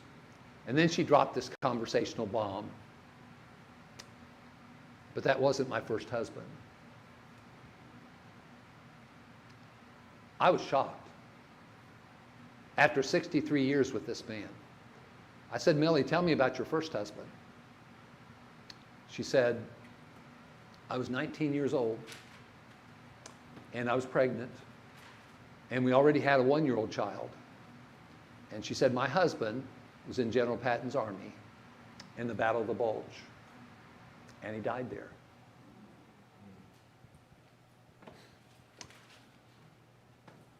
She said, and I quote, "I had him buried in France, a decision that to this day I regret." It's hard to keep the tears from falling down the cheek. When I shared that anecdote in Millie's life at the Cold Harbor Church outside of Richmond, Virginia, there was a guy there who was big into genealogy stuff, and he had access to certain things, and he was able to actually get me a photograph of the grave marker of Ray Farmer, age 21, in France. And it's in my office. You know, after I heard Millie's story, I would tell her story other places. And sometimes I had her number and she got my number, and I would call her and I'd say, "Millie, I told your story someplace." And I wanted her to know that her story was very inspirational. Because I want you to stop and think with me about this for a minute.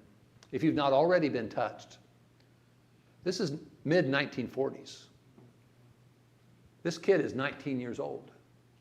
She's married. She's already had a child a year ago. Now she's pregnant with a second child. And her husband dies over in France. Now, how in the world did that 19-year-old teenager navigate those next few years in her life. I was inspired. One of the reasons I know that if I need to be a widower for the rest of my life, I know I can do this, is because Millie Hartman did what she did in the mid-1940s. It was 4 years after Ray died that she got married to this guy that she was married to for 63 years. Isn't that a sweet story? Wow. Don't you ever think that you and the Lord can't handle something. Amen. Because she's living proof of the fact I can and I will by the grace of God. Amen. Wow. Sweet, sweet story. Well, how do you get to be a widow or a widower? Well, the first thing you do is you get hitched.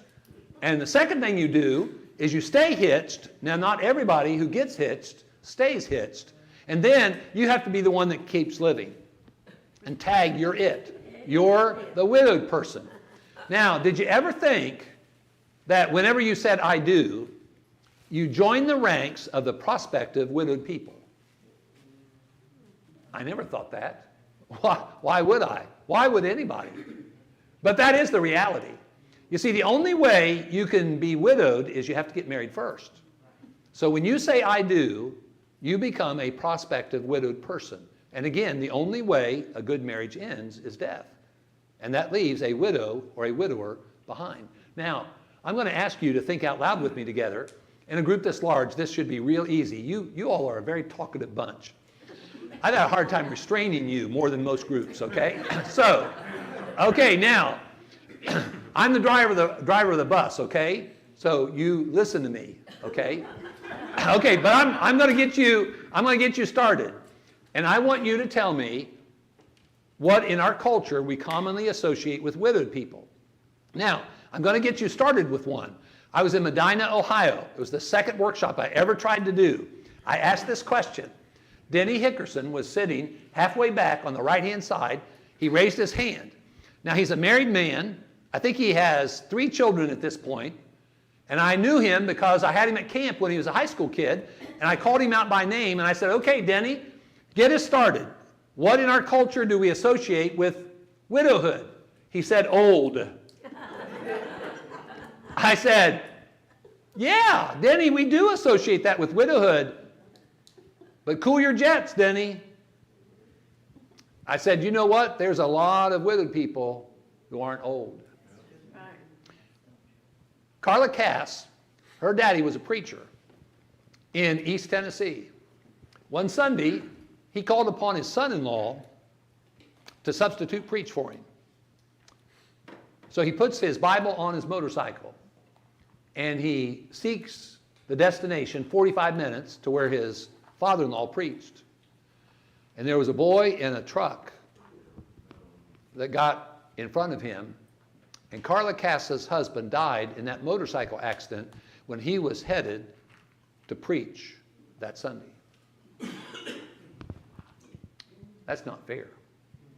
That is not right. 3 children, young widow. If I could take you over to West Tennessee, I could introduce you to Cynthia. Cynthia and her husband, 29 years old, they're big cotton and soybean farmers. One day, he went out to crank up the welder to weld on a truck that had a diesel tank on the back. In that tank was 75% diesel fuel, 25% fumes, which is not a problem if he's welding, but what he didn't know was there was a pinhole leak in that tank. When he cranked up that welder, it blew up the building and blew his body out of the building. Cynthia, 29 years old, runs and gets all kinds of comforters and blankets soaking wet in the bathtub, brings them out and throws them on her husband's body. He was life-flighted to Memphis. And within, I think, 48 hours, he died. This is the fall, and the field is white for harvest. Cotton. I was so proud of those Crockett County, West Tennessee farmers who, when the time came, they dropped everything in their life and went and harvested that crop for Cynthia. Can you imagine 29 years old, 3 kids, and she's widowed. I could take you up to Canton, Ohio. I could introduce you to this guy.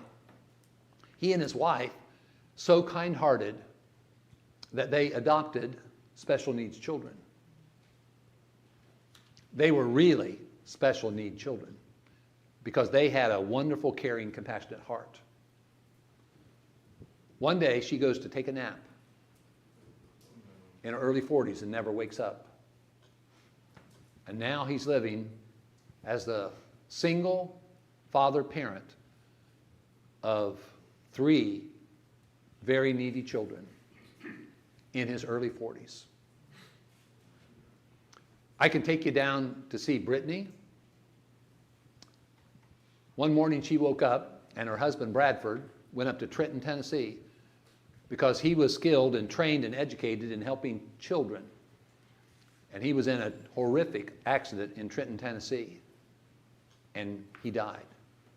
I read her blog in her life after that loss, and they were married for about 1,300 days. And she woke up one day as a young lady, married, and before the sun went down, she was widowed. I could take you to see Buffy, who teaches in a faith-based school, who had conversations with her husband every day at noon, at lunchtime. This one particular day, she was concerned about the conversation, and she hung up. She went to the car and decided to drive home, but it was a 45-minute commute. She called her father on the way and said, "Dad," her dad was a law enforcement officer, "would you go to the house because I'm concerned about him?" Fortunately, her father did get to the house first. And he found his son-in-law dead. He had committed suicide. Buffy and her husband had a child a little over a year old. Don't tell me that you have to be old to be widowed. The only thing you have to be, the prerequisite, is to be married. And life, like we talked about yesterday, very uncertain. That's why I challenge every married couple. Don't let a day go by without expressing your gratitude and feeling it sincerely for the blessing of being able to enjoy life married. Because when you lose it, you'll be shook to the core of your being. But learning about this experience will help. Give me something else now that we might relate to widowhood in our culture. Quickly, can you give me 3 or 4? Go. Women. What? Women. Women! There are way more women who are widowed than men. 3 to 4 times, by the way. There are over 15 million widowed people in the United States. Now, if you break that down male, female, 65 years and older, 37% of the women 65 years and older are widowed.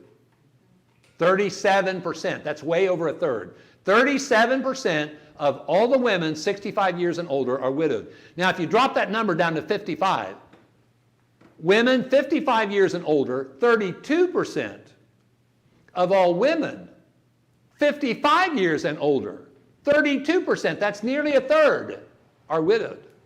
The average age of a woman when she's first widowed in our country. Now, when you think about being widowed, don't we typically think about the 60s, the 70s, the 80s, those decades of life? The average age of a woman when she's first widowed in our country is 57.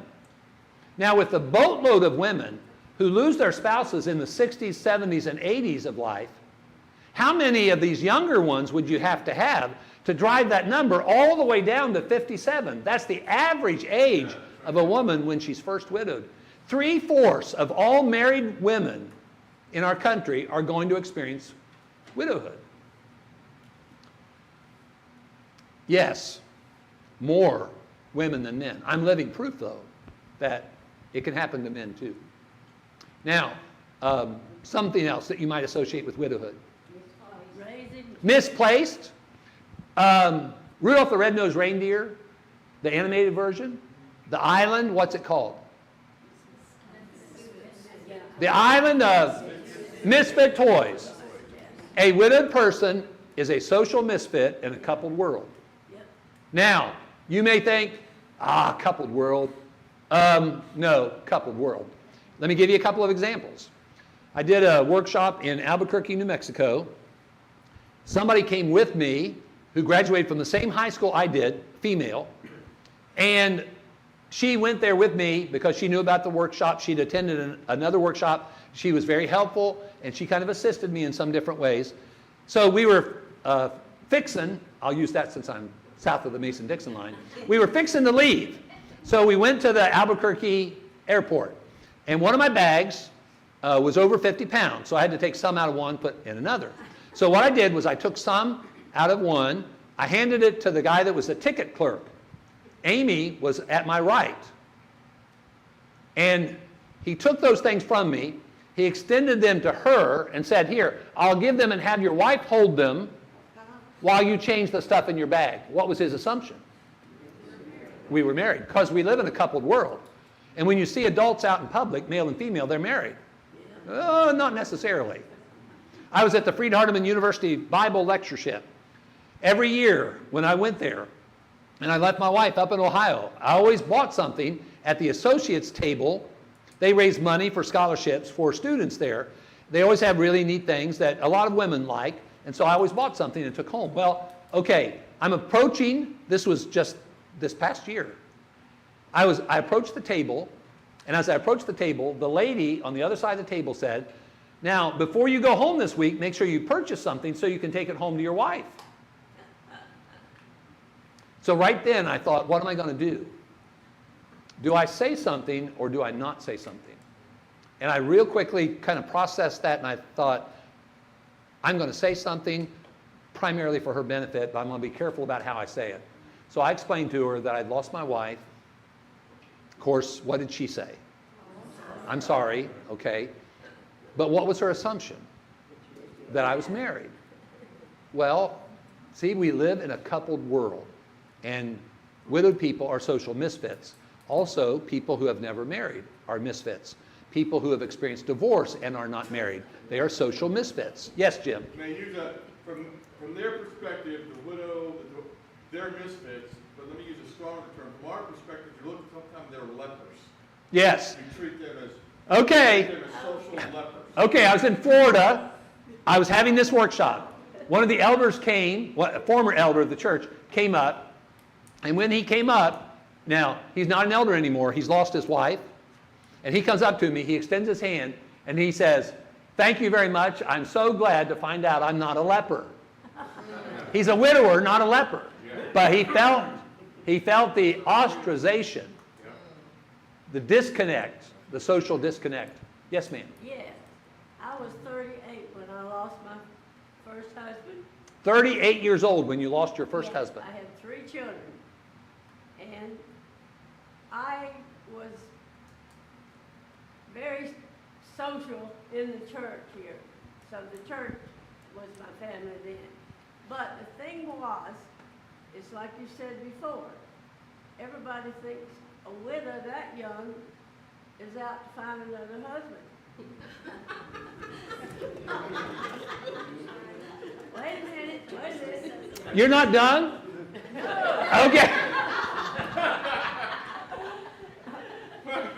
Listen, that's why I came to this meeting. Anyhow, with the 3 kids, one in grammar school, one in high school, and one in college. What does a 38-year-old do that cuts hair?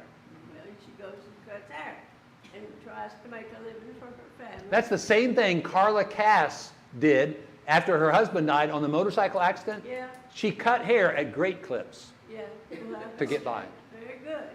Anyhow, I cut most everybody's hair in the church, which helps fine. Well, I've noticed some people you don't have to cut their hair. No, well, Ron, who sits here and preached here for 37 years, I started out cutting his hair. Did he preach better because of how good you cut his hair? Probably. Well, he looked good anyway. Okay, one other thing. One other thing. I have to admit, it was about almost 5 years, and I was ostracized from a lot of things that went on, like you said, and I was having to try to get the children educated. And then I thought, how am I going to get through all this? And that's when I started thinking about marriage again. And it's not a sin to think about marriage again if you've got, After lunch tomorrow, we're going to be talking about that very issue. okay. And man, you talk about complicated. I'll shut up. Okay. Does somebody have a piece of paper? I want her to write that down. I want to sign that and have it notarized. She said she was going to shut up. You all are a bunch of hoots. Yes, ma'am. Back there in the back. The thing being real young, we have children, they're in going to school events, whatnot, and you're there with the other parents who are, and you Married. feel so alone.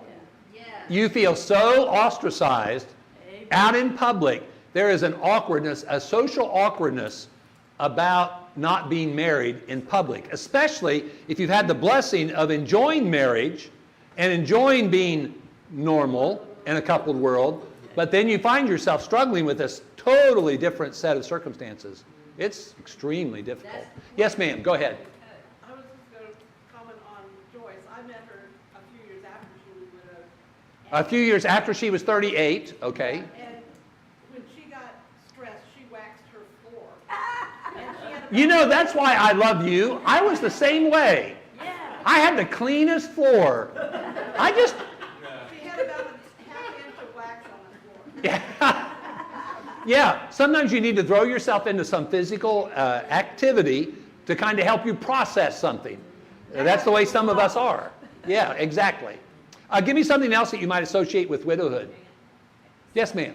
So, my mom was 40. Let's see. Your mom was 40-something? My mom was, yeah, she was about 49 when my dad died. Okay, about 49 when your father died. Go ahead. I was 8 years old, and I had. And you were only 8 years old. Yeah, I had a 7-year-old sister, and she stayed a widow until the day she died,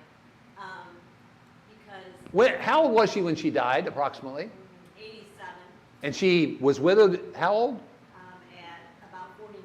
Wow, from 49 to upper 80s, and she lived Yeah. a widow all that time. She did, but one of the things she would always say, I can still hear her saying it, was she wouldn't go to things because she felt like a third wheel. Mm-hmm. That was what she would say all the time. Yeah, you feel out of place because it's a coupled world.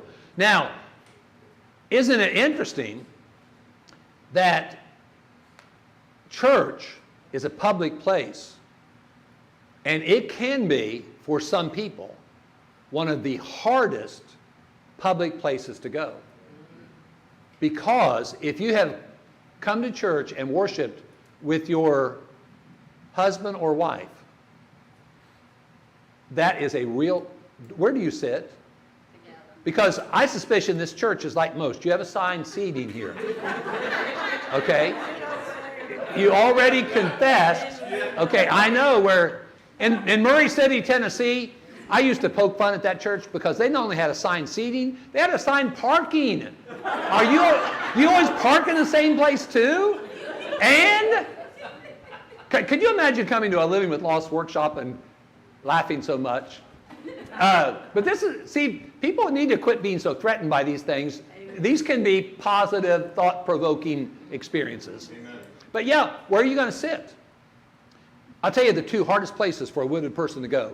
And this is from extensive research, not scientific in nature, but I know way more widowed people than I know way more widowed people than the normal person, but I'm not normal, so I shouldn't say that. Okay, I know a lot of widowed people. My conclusion from talking to a lot of widowed people, there are two places really hard to go. One is the public place of worship. I'm convinced that what song leaders need to do before they choose their songs for Sunday is run their list of songs by every widowed person in the church to get permission to sing that song. I'm just joking, okay? But it's amazing how widowed people talk about a certain song that's sung, a certain experience they see, observe during worship, something the preacher says or something in a prayer. Coming to church is a hard thing to do for a widowed person, for most widowed people. The second place is going to bed. It is an in-your-face reminder. You are A-L-O-N-E. That is hard every night. It's very difficult. Give me one more. Somebody want to mention something that you'd relate to widowhood? Yes, ma'am. Poverty. Poverty. I would call it financial jeopardy, the potential of being financially at risk. Now, I'm going to real quickly share a bunch of stuff with you. Because of time, and I know that you have a life, and you don't want to spend the whole afternoon here. Whenever we suffer the loss of anybody of great value, and obviously a spouse is the one that is your first priority among human beings, you're going to experience grief. Now, you also might experience relief. What if, now not everybody has a good marriage. What if that husband who's passed away, because of him you experience domestic violence and he dies? And instead of experiencing a lot of grief, you experience more relief than you do grief. How's that going to make you feel? If you're supposed to be feeling overwhelmed with grief, how's that going to make you feel? You're guilty. Okay, now, what about if you can't control your tears and you start tearing up in front of other people or in public, and some of the saltiest tears are cried in church buildings during worship? Whenever you start tearing up or crying in the presence of somebody else, what do you say? I'm sorry. Why? What do you have to apologize for? Nothing. But boy, it's a struggle, isn't it? That's why I love that book of Doug Manning's, Don't Take My Grief Away. If you permit yourself to cry in the presence of others, do you know what you're doing? You're educating people about the powerful loss that you've experienced. You're helping them learn by visualization, by observation, that this is really a very difficult mental and emotional experience. It's really changed your life. Withholding those expressions of grief causes people to continue to be ignorant. And it's important for us to just go ahead and cry when we feel the need to cry. God gave us the ability to cry for a reason. Now, there are other people. Do you know there are people who can't cry? There are actually people organically, physiologically, they can't cry. Now, if you're supposed to be crying but you're not crying, how does that make you feel? You're guilty again. I mean, you can't win. You're just all over the map and struggling with all kinds of contrary notions and feelings. Miss Claudia, you were going to say something? I was just gonna say that, you know, you have people who would say things like, it's been 20 years, get over it. It's been 20 years, get over it. Note to attendees, you do not get over it. Okay? There is, we use this phrase, we want closure. Closure is at your death. You need to learn to live with the loss. Embrace the loss and learn to live with it without it identifying you. I am a widower, but a widower is not who I am. I am a senior citizen. I know I don't act like one, okay? But I am a senior citizen, but a senior citizen is not who I am. A cancer patient, they recover. I'm a cancer survivor, but that's not who I am. Don't let the things that you experience in this life become your identity. Your identity is one thing, your relationship with God. Amen. You exist in His image and after His likeness. If you're a Christian, you're a child of God. That is your identity. Don't let anything else be your identity. You may be someone's husband or someone's wife, but when they die, that relationship no longer exists. You are not their spouse anymore. You may feel like it, but the Bible says in Romans 7, you're released, you're free. That marriage no longer exists. It's not forever. It's not eternal. But you may struggle with feelings about it. Don't let the things you experience become your identity. There are tears and no tears that we talked about. There's heartache because this is awful. Awful things cause us to ache inside of us. And you begin to have questions. You're going to question yourself, have self-doubt. Many, many people tell me, I thought I was going crazy. Well, but they weren't. They were grieving. And that's a part of the grieving process. It's not uncommon to have a lot of self-doubt about who you are. You may have questions about your church family who are not being responsive to how you're feeling. And you may have questions about God. And you may begin to struggle with your relationship with God and struggle with your relationship with your brothers and sisters in the Lord. And that's okay to have that struggle. Because that struggle is like going to the pain terrorists. It's going to cause you to work hard. And eventually you're going to get to a better place if you don't give up. It's okay to have a lot of questions and concerns. And if you have questions and concerns about God, then you need to go talk to God about that. And you need to let Him talk to you. And you need to let other people who know God help you, because sometimes God's best way of helping us is through His people, and we need to address those questions that are so important in our life, especially the ones that are faith-based in nature. The loneliness is off the chart. That's the only way I can describe it. It's just off the chart. Let me share with you about Kathy Lee Gifford. You know, NBC Today Show? Yeah. Okay. Now, she's my age, by the way. I found out. She was married to Frank Gifford. Now, when I was a kid, I watched Frank Gifford on a black and white TV in Columbus, Ohio, run the football for the New York Giants. That's right. He was a great football player. Now, they were both married previously, and they got married, and they were married for 29 years. Now, he died in 2015. What I love about Kathy Lee Gifford is, though she was very well known, she was very transparent about what a mess it was after Frank died. And let me share with you a couple of things. In an AARP magazine that I read, now you're wondering why would Dean be reading AARP magazines, and I appreciate the compliment, okay? But I did happen to find it laying around, and it was an article where they were interviewing her. And one of the questions that came up was about loneliness after Frank's death. Here's what she said. My loneliness was, quote, crippling loneliness. She didn't say she was lonely. She said my loneliness was crippling loneliness. The Tennessean, which is the major news media in Middle Tennessee, they did an interview with her. You can find this on YouTube, by the way, an interview with Kathy Lee Gifford.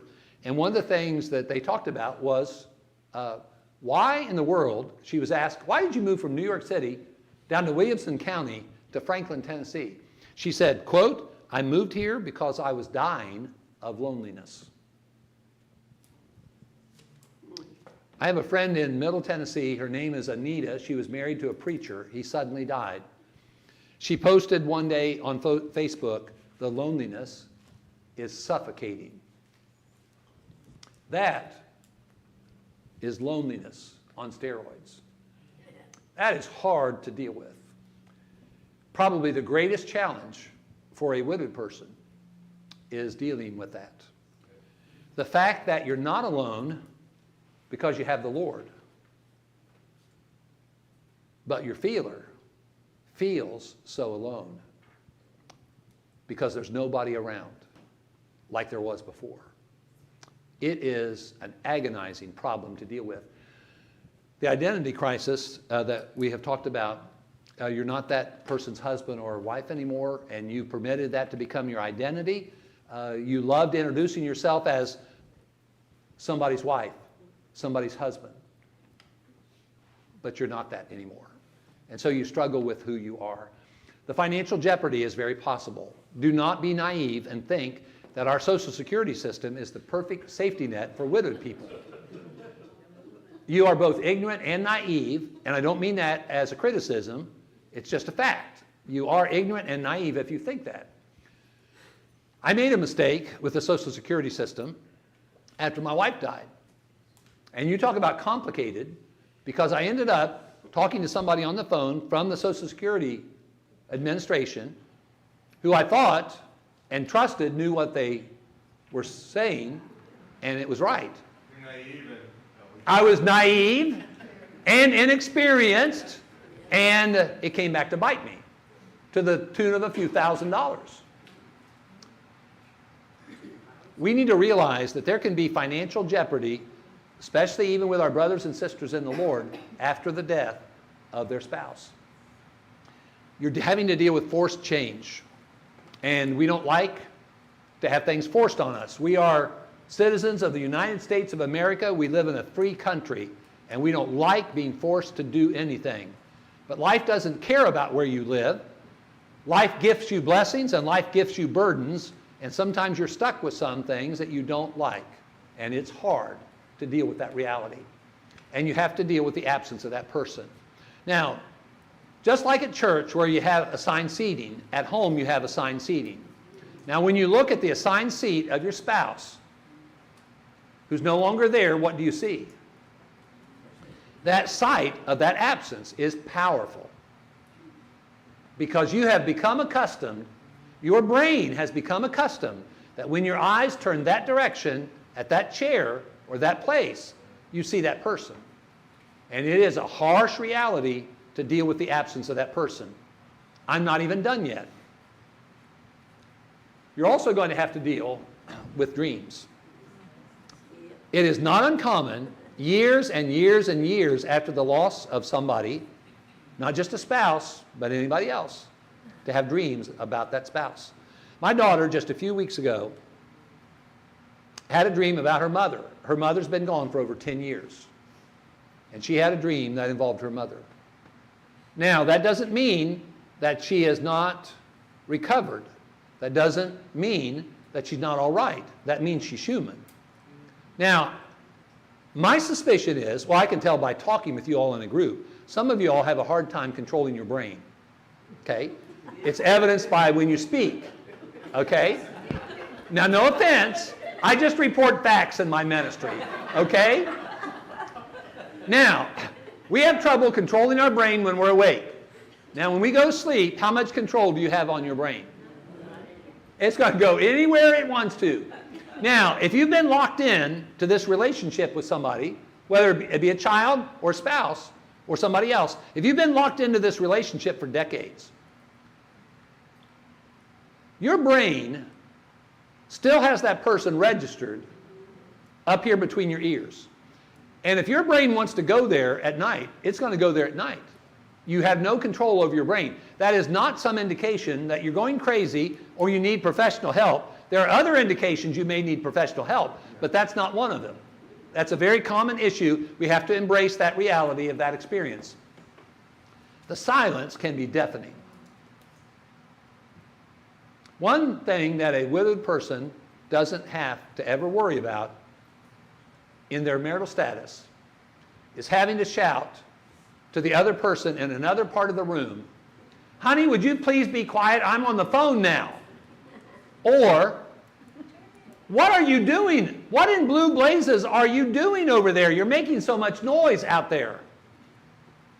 You don't have the problem of noise. You have the problem of silence. And the silence can be deafening. Let me tell you about the sister I met who confessed to me that in the morning, every morning, first thing she turns on the TV, and that TV runs until the time she goes to bed, not because she watches it, just because when she's in the house, she wants noise. That's a very common thing among people who've lost their marriage. The emptiness you feel is very real because that person helped to fill up your life. And now you have a dependence you need to recognize. You need help. You need to admit that fact. When Brother Danny lost his wife, and let me tell you about how they rolled. She was in her early 80s when she died. Here's the way they rolled in their marriage. She did everything in the house. He did everything out of the house. She had to worry nothing about anything outside the house. He didn't have to worry about cooking. cleaning, taxes, insurance. She took care of all that. She up and died on him. You talk about a mess. You talk about a lonely little puppy who needed help. That old boy was in such need that he called the preacher for recipes because he didn't know how to cook. I was his preacher. That's how I know that. I loved to cook. He knew that. He knew I had a lot of recipes. You just need to recognize the fact that you need and be willing to accept help and request help if necessary. The stress level is incredible and the anger is very real. Who are we going to be angry at? Our spouse has passed away, so let's make a list of people that we want to be angry at. Somebody get us started. God? You're going to get God and him? So you're married you married this man, you loved him dearly, he died, now you're mad at him and you're mad at God. Whew! Man, what a place to start. In Titusville, Florida, Jackie confessed that when she was in the shower, there were times she was so frustrated and so angry, she'd pound the side wall of the shower and say, "Why did you leave me? Why did you leave me?" She wasn't going crazy. She was grieving. She was angry at her husband because he had died. It's not an uncommon thing. Now, you can be angry at God. God let that happen. God did let that happen. We're going to talk more about that tomorrow, Lord willing, but God did let that happen. And if you have a kid, if you have a little kid in your life and they're mad at you, who would you want them to come talk to? What'd be the best thing? They should come to you, right? Because you can talk about all that and maybe even have a better relationship after talking about that very transparently. Where do you think you ought to go if you're angry at God? You need to go to his book and listen to him. You need to go to worship and praise him. And you need to spend time on your knees praying to him in desperation, seeking his help because he is your best help. So we're going to be angry at the person who passed away. We're going to be angry at God. Who else you want to be angry at? Myself. Now you're going to be angry at yourself. Let me tell you about Vanita. Vanita, the first conversation I had with her, she lived in Kansas. And she called and she said, in the course of the conversation, I got COVID. Here was basically the conversation. I got COVID. I gave COVID to my husband. I survived. And I killed him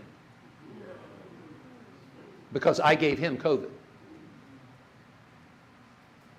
Sometimes a caregiver will self-inflict with guilt, thinking that if they'd done something differently, this wouldn't have happened. And there's no perfect caregiver. I was one for 8.5 years. There's no perfect caregiver. But sometimes you can be angry at yourself.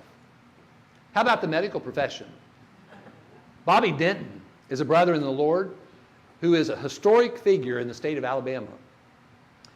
He was a state senator longer than any citizen of the state of Alabama in its history. He was a state senator longer than anybody else was in the history of that state, a member of the Lord's church.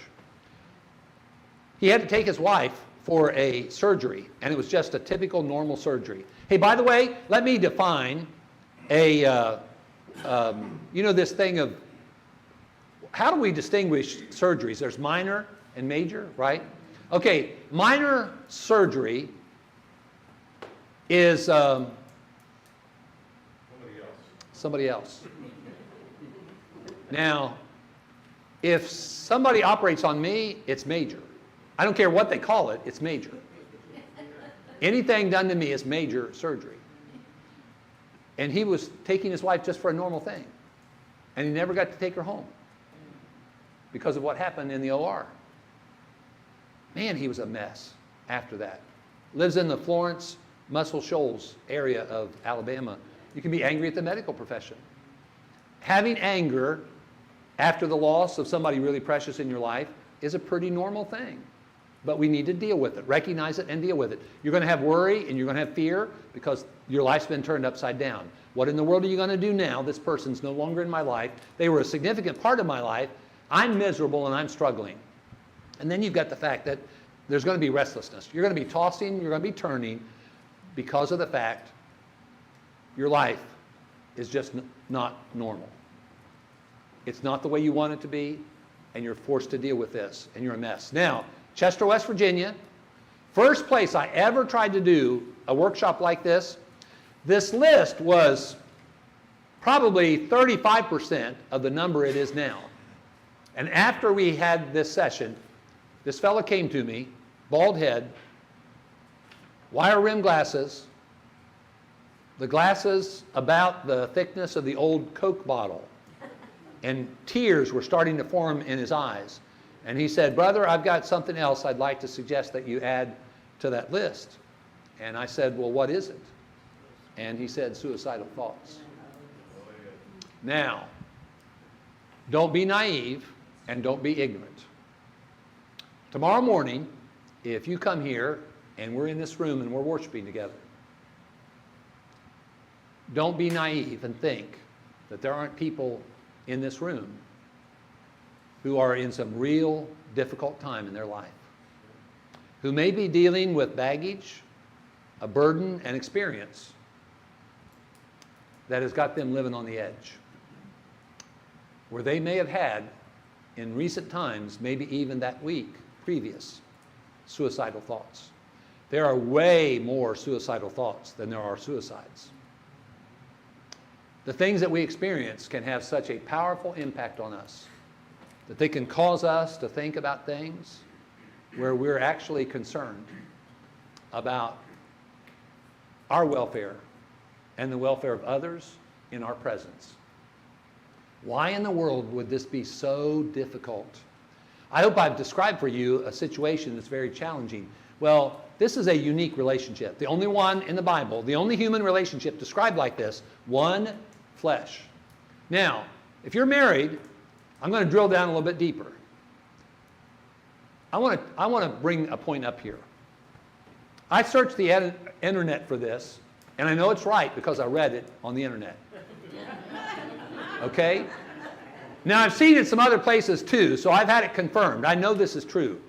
There are over 8 billion people on planet Earth. Now, my little brain has a hard time comprehending that number. Sometimes as high as 8.5 billion people on planet Earth. How many people are in your marriage?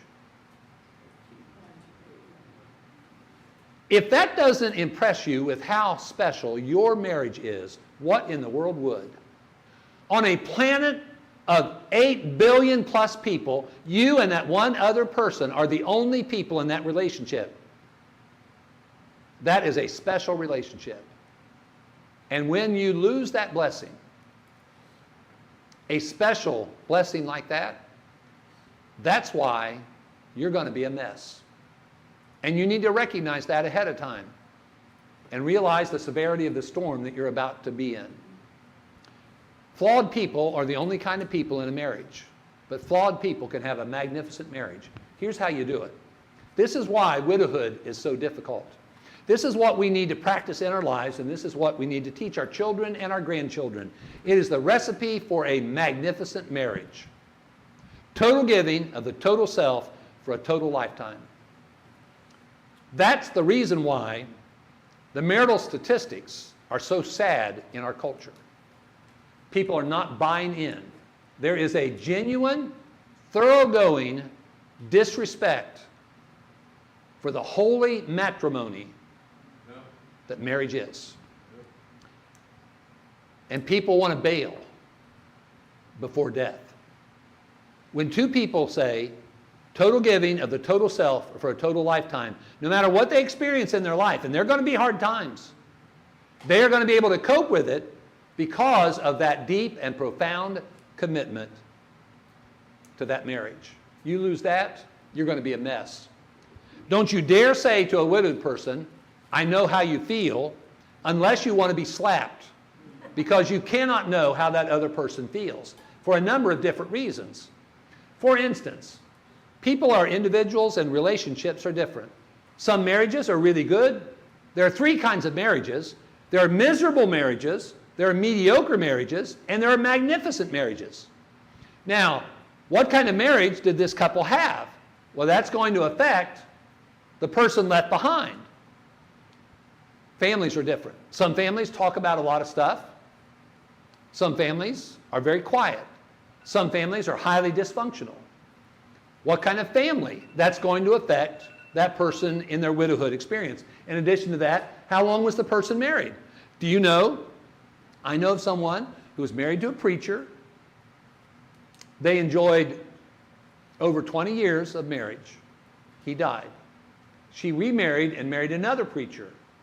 And he died 5 months after she married the second guy. 5 months. There are marriages of only a few months and death occurs. Only a few years and death occurs. That's going to be very different than Millie Hartman in the Cincinnati, Ohio area, who married a man and lived with him 63 years, and compare the contrast to when her husband died over in France in the Battle of the Bulge when she was just a teenager. So the length of the marriage matters too. You can't say that you know how they feel. And some people have faith, and that's going to be a tremendous help to them. Some people may have a little faith. Some people may have no faith. And all those things are going to affect the experience of widowhood afterwards. Don't ever say, I know how you feel. I need a fork UPS delivery service. You are it. Here's what I want you to do. I want you to arise, and I want you to look at every person who raises their hand and give them a fork. Now, I want you to raise your hand if you are presently widowed. If you are presently widowed, raise your hand, and he's going to bring you a fork. Give me a fork. Okay. Give me a fork. I love that take charge woman kind of spirit. Give me a fork. I want you to make sure that you take one of these forks. And let me tell you, That's a cute fork. if you want to lose weight, you can eat with it. But that's not why I'm giving it to you, okay? I don't have any business involving myself into your eating habits, okay? Here's the reason I'm giving this fork to you. Let me describe to you what life after the loss of your spouse is like.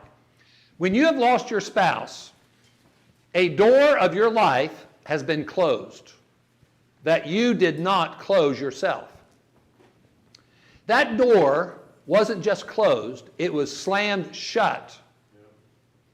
And all you can do early on in your deep grief is sit there in disbelief.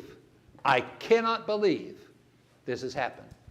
I mean, people can caregive for years, and when that person dies, still have that very same thought. I can't believe this has happened.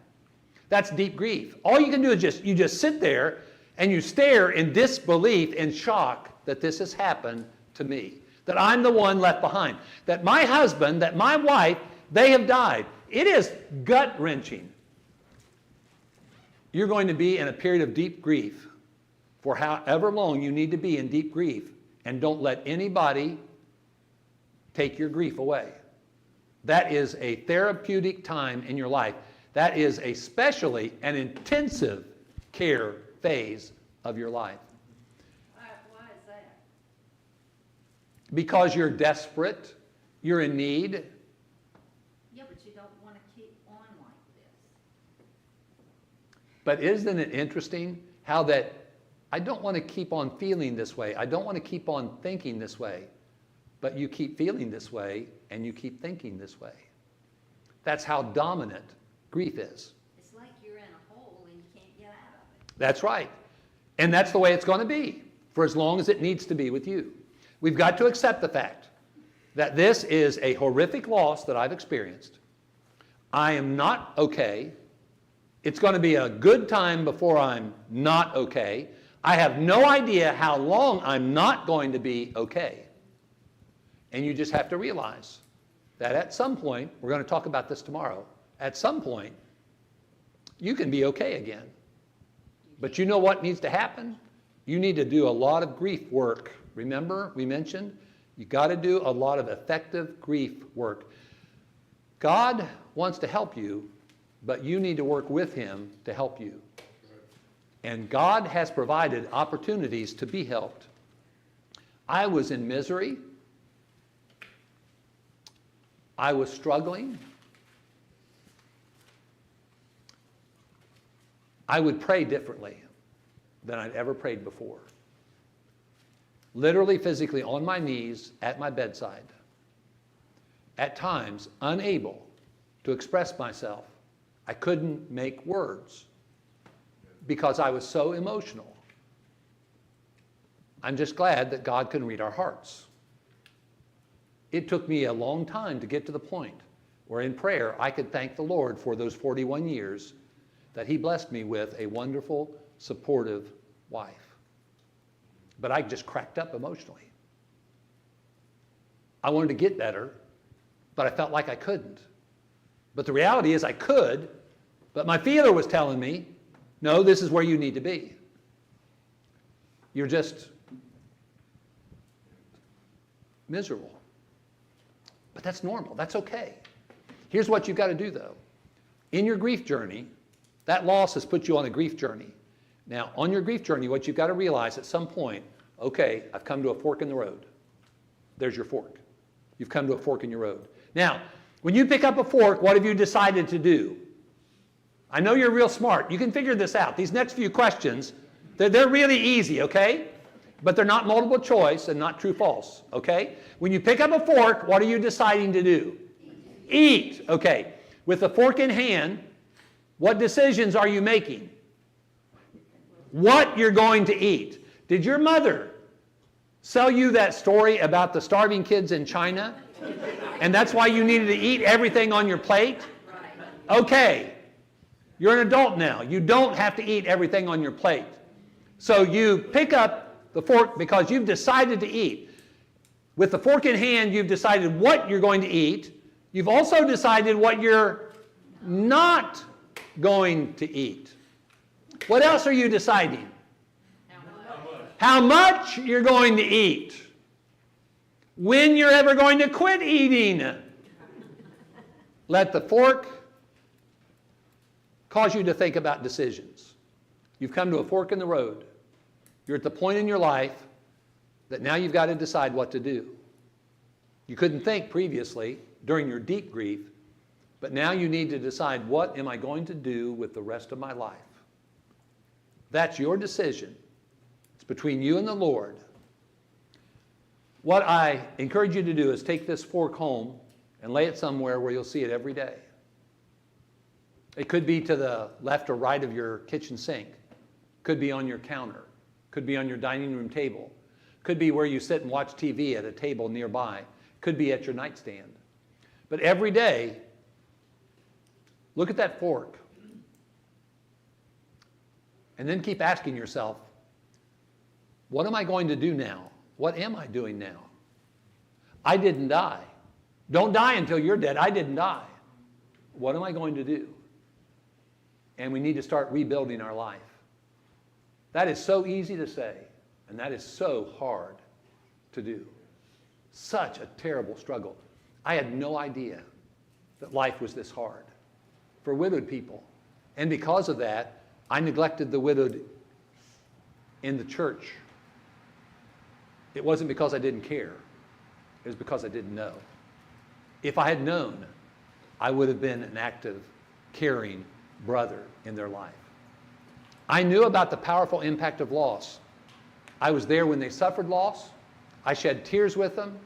We prayed together. I officiated at their memorial services of their loved ones. What I did not realize was what living with loss was like. I knew about the powerful impact of loss. I didn't know about living with loss every day and every night. Here's the recipe for effective ministry for grieving people. Knowledge plus compassion equals effective ministry. If you have knowledge, but you don't have a compassionate heart, you won't be an effective servant of others.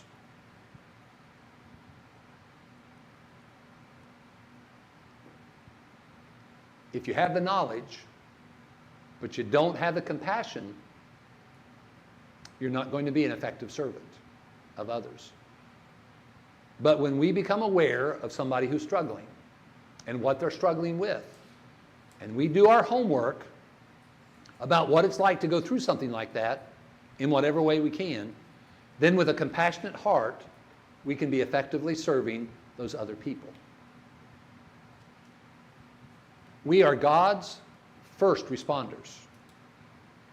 And so when people are hurting, no matter what they're going through, don't be pulling that card and play it. You know, this is out of my comfort zone. That's idolatry is what that is. Because that is putting something else above God's will for you in their life. God's will is for you to love them, to be present for them, and to serve them. And when you refuse to do that because it threatens your comfort zone has become your God. Don't let that happen. We have gone longer than I even anticipated, and I'm not finished, but we're going to finish. I want to thank you for coming. Some of you came both yesterday and today, and I hope that we can be together tomorrow. I promise you tomorrow, if the Lord permits us this opportunity to be together, your heart will be touched, thoughts will be provoked, and you will be a better, stronger child of God. And you will be more equipped to help hurting people than you were before. And really, that's what life's all about. So let's make it a point to be here tomorrow. I really appreciate this church and the opportunity to be here. Jim, do you need to say anything as we close? When I prayed for the meal, two things came up via text. Jessie Redford was going to come. You know, she lost Harry in early 2023, but she texted me last night. She lost her sister. Her aunt. Mary Husky's sister died yesterday. So she texted and said, it's just too soon, too hard. So pray for Jessie. And also, Ron was going to come. He woke up with a sore throat. So we need to pray for Ron Edwards. So, all right, so let me have a prayer for the meal. And we'll go back there and enjoy this chicken salad soup and all the Lord's calories. Father, we thank you so much for the time together. We praise you for how you use me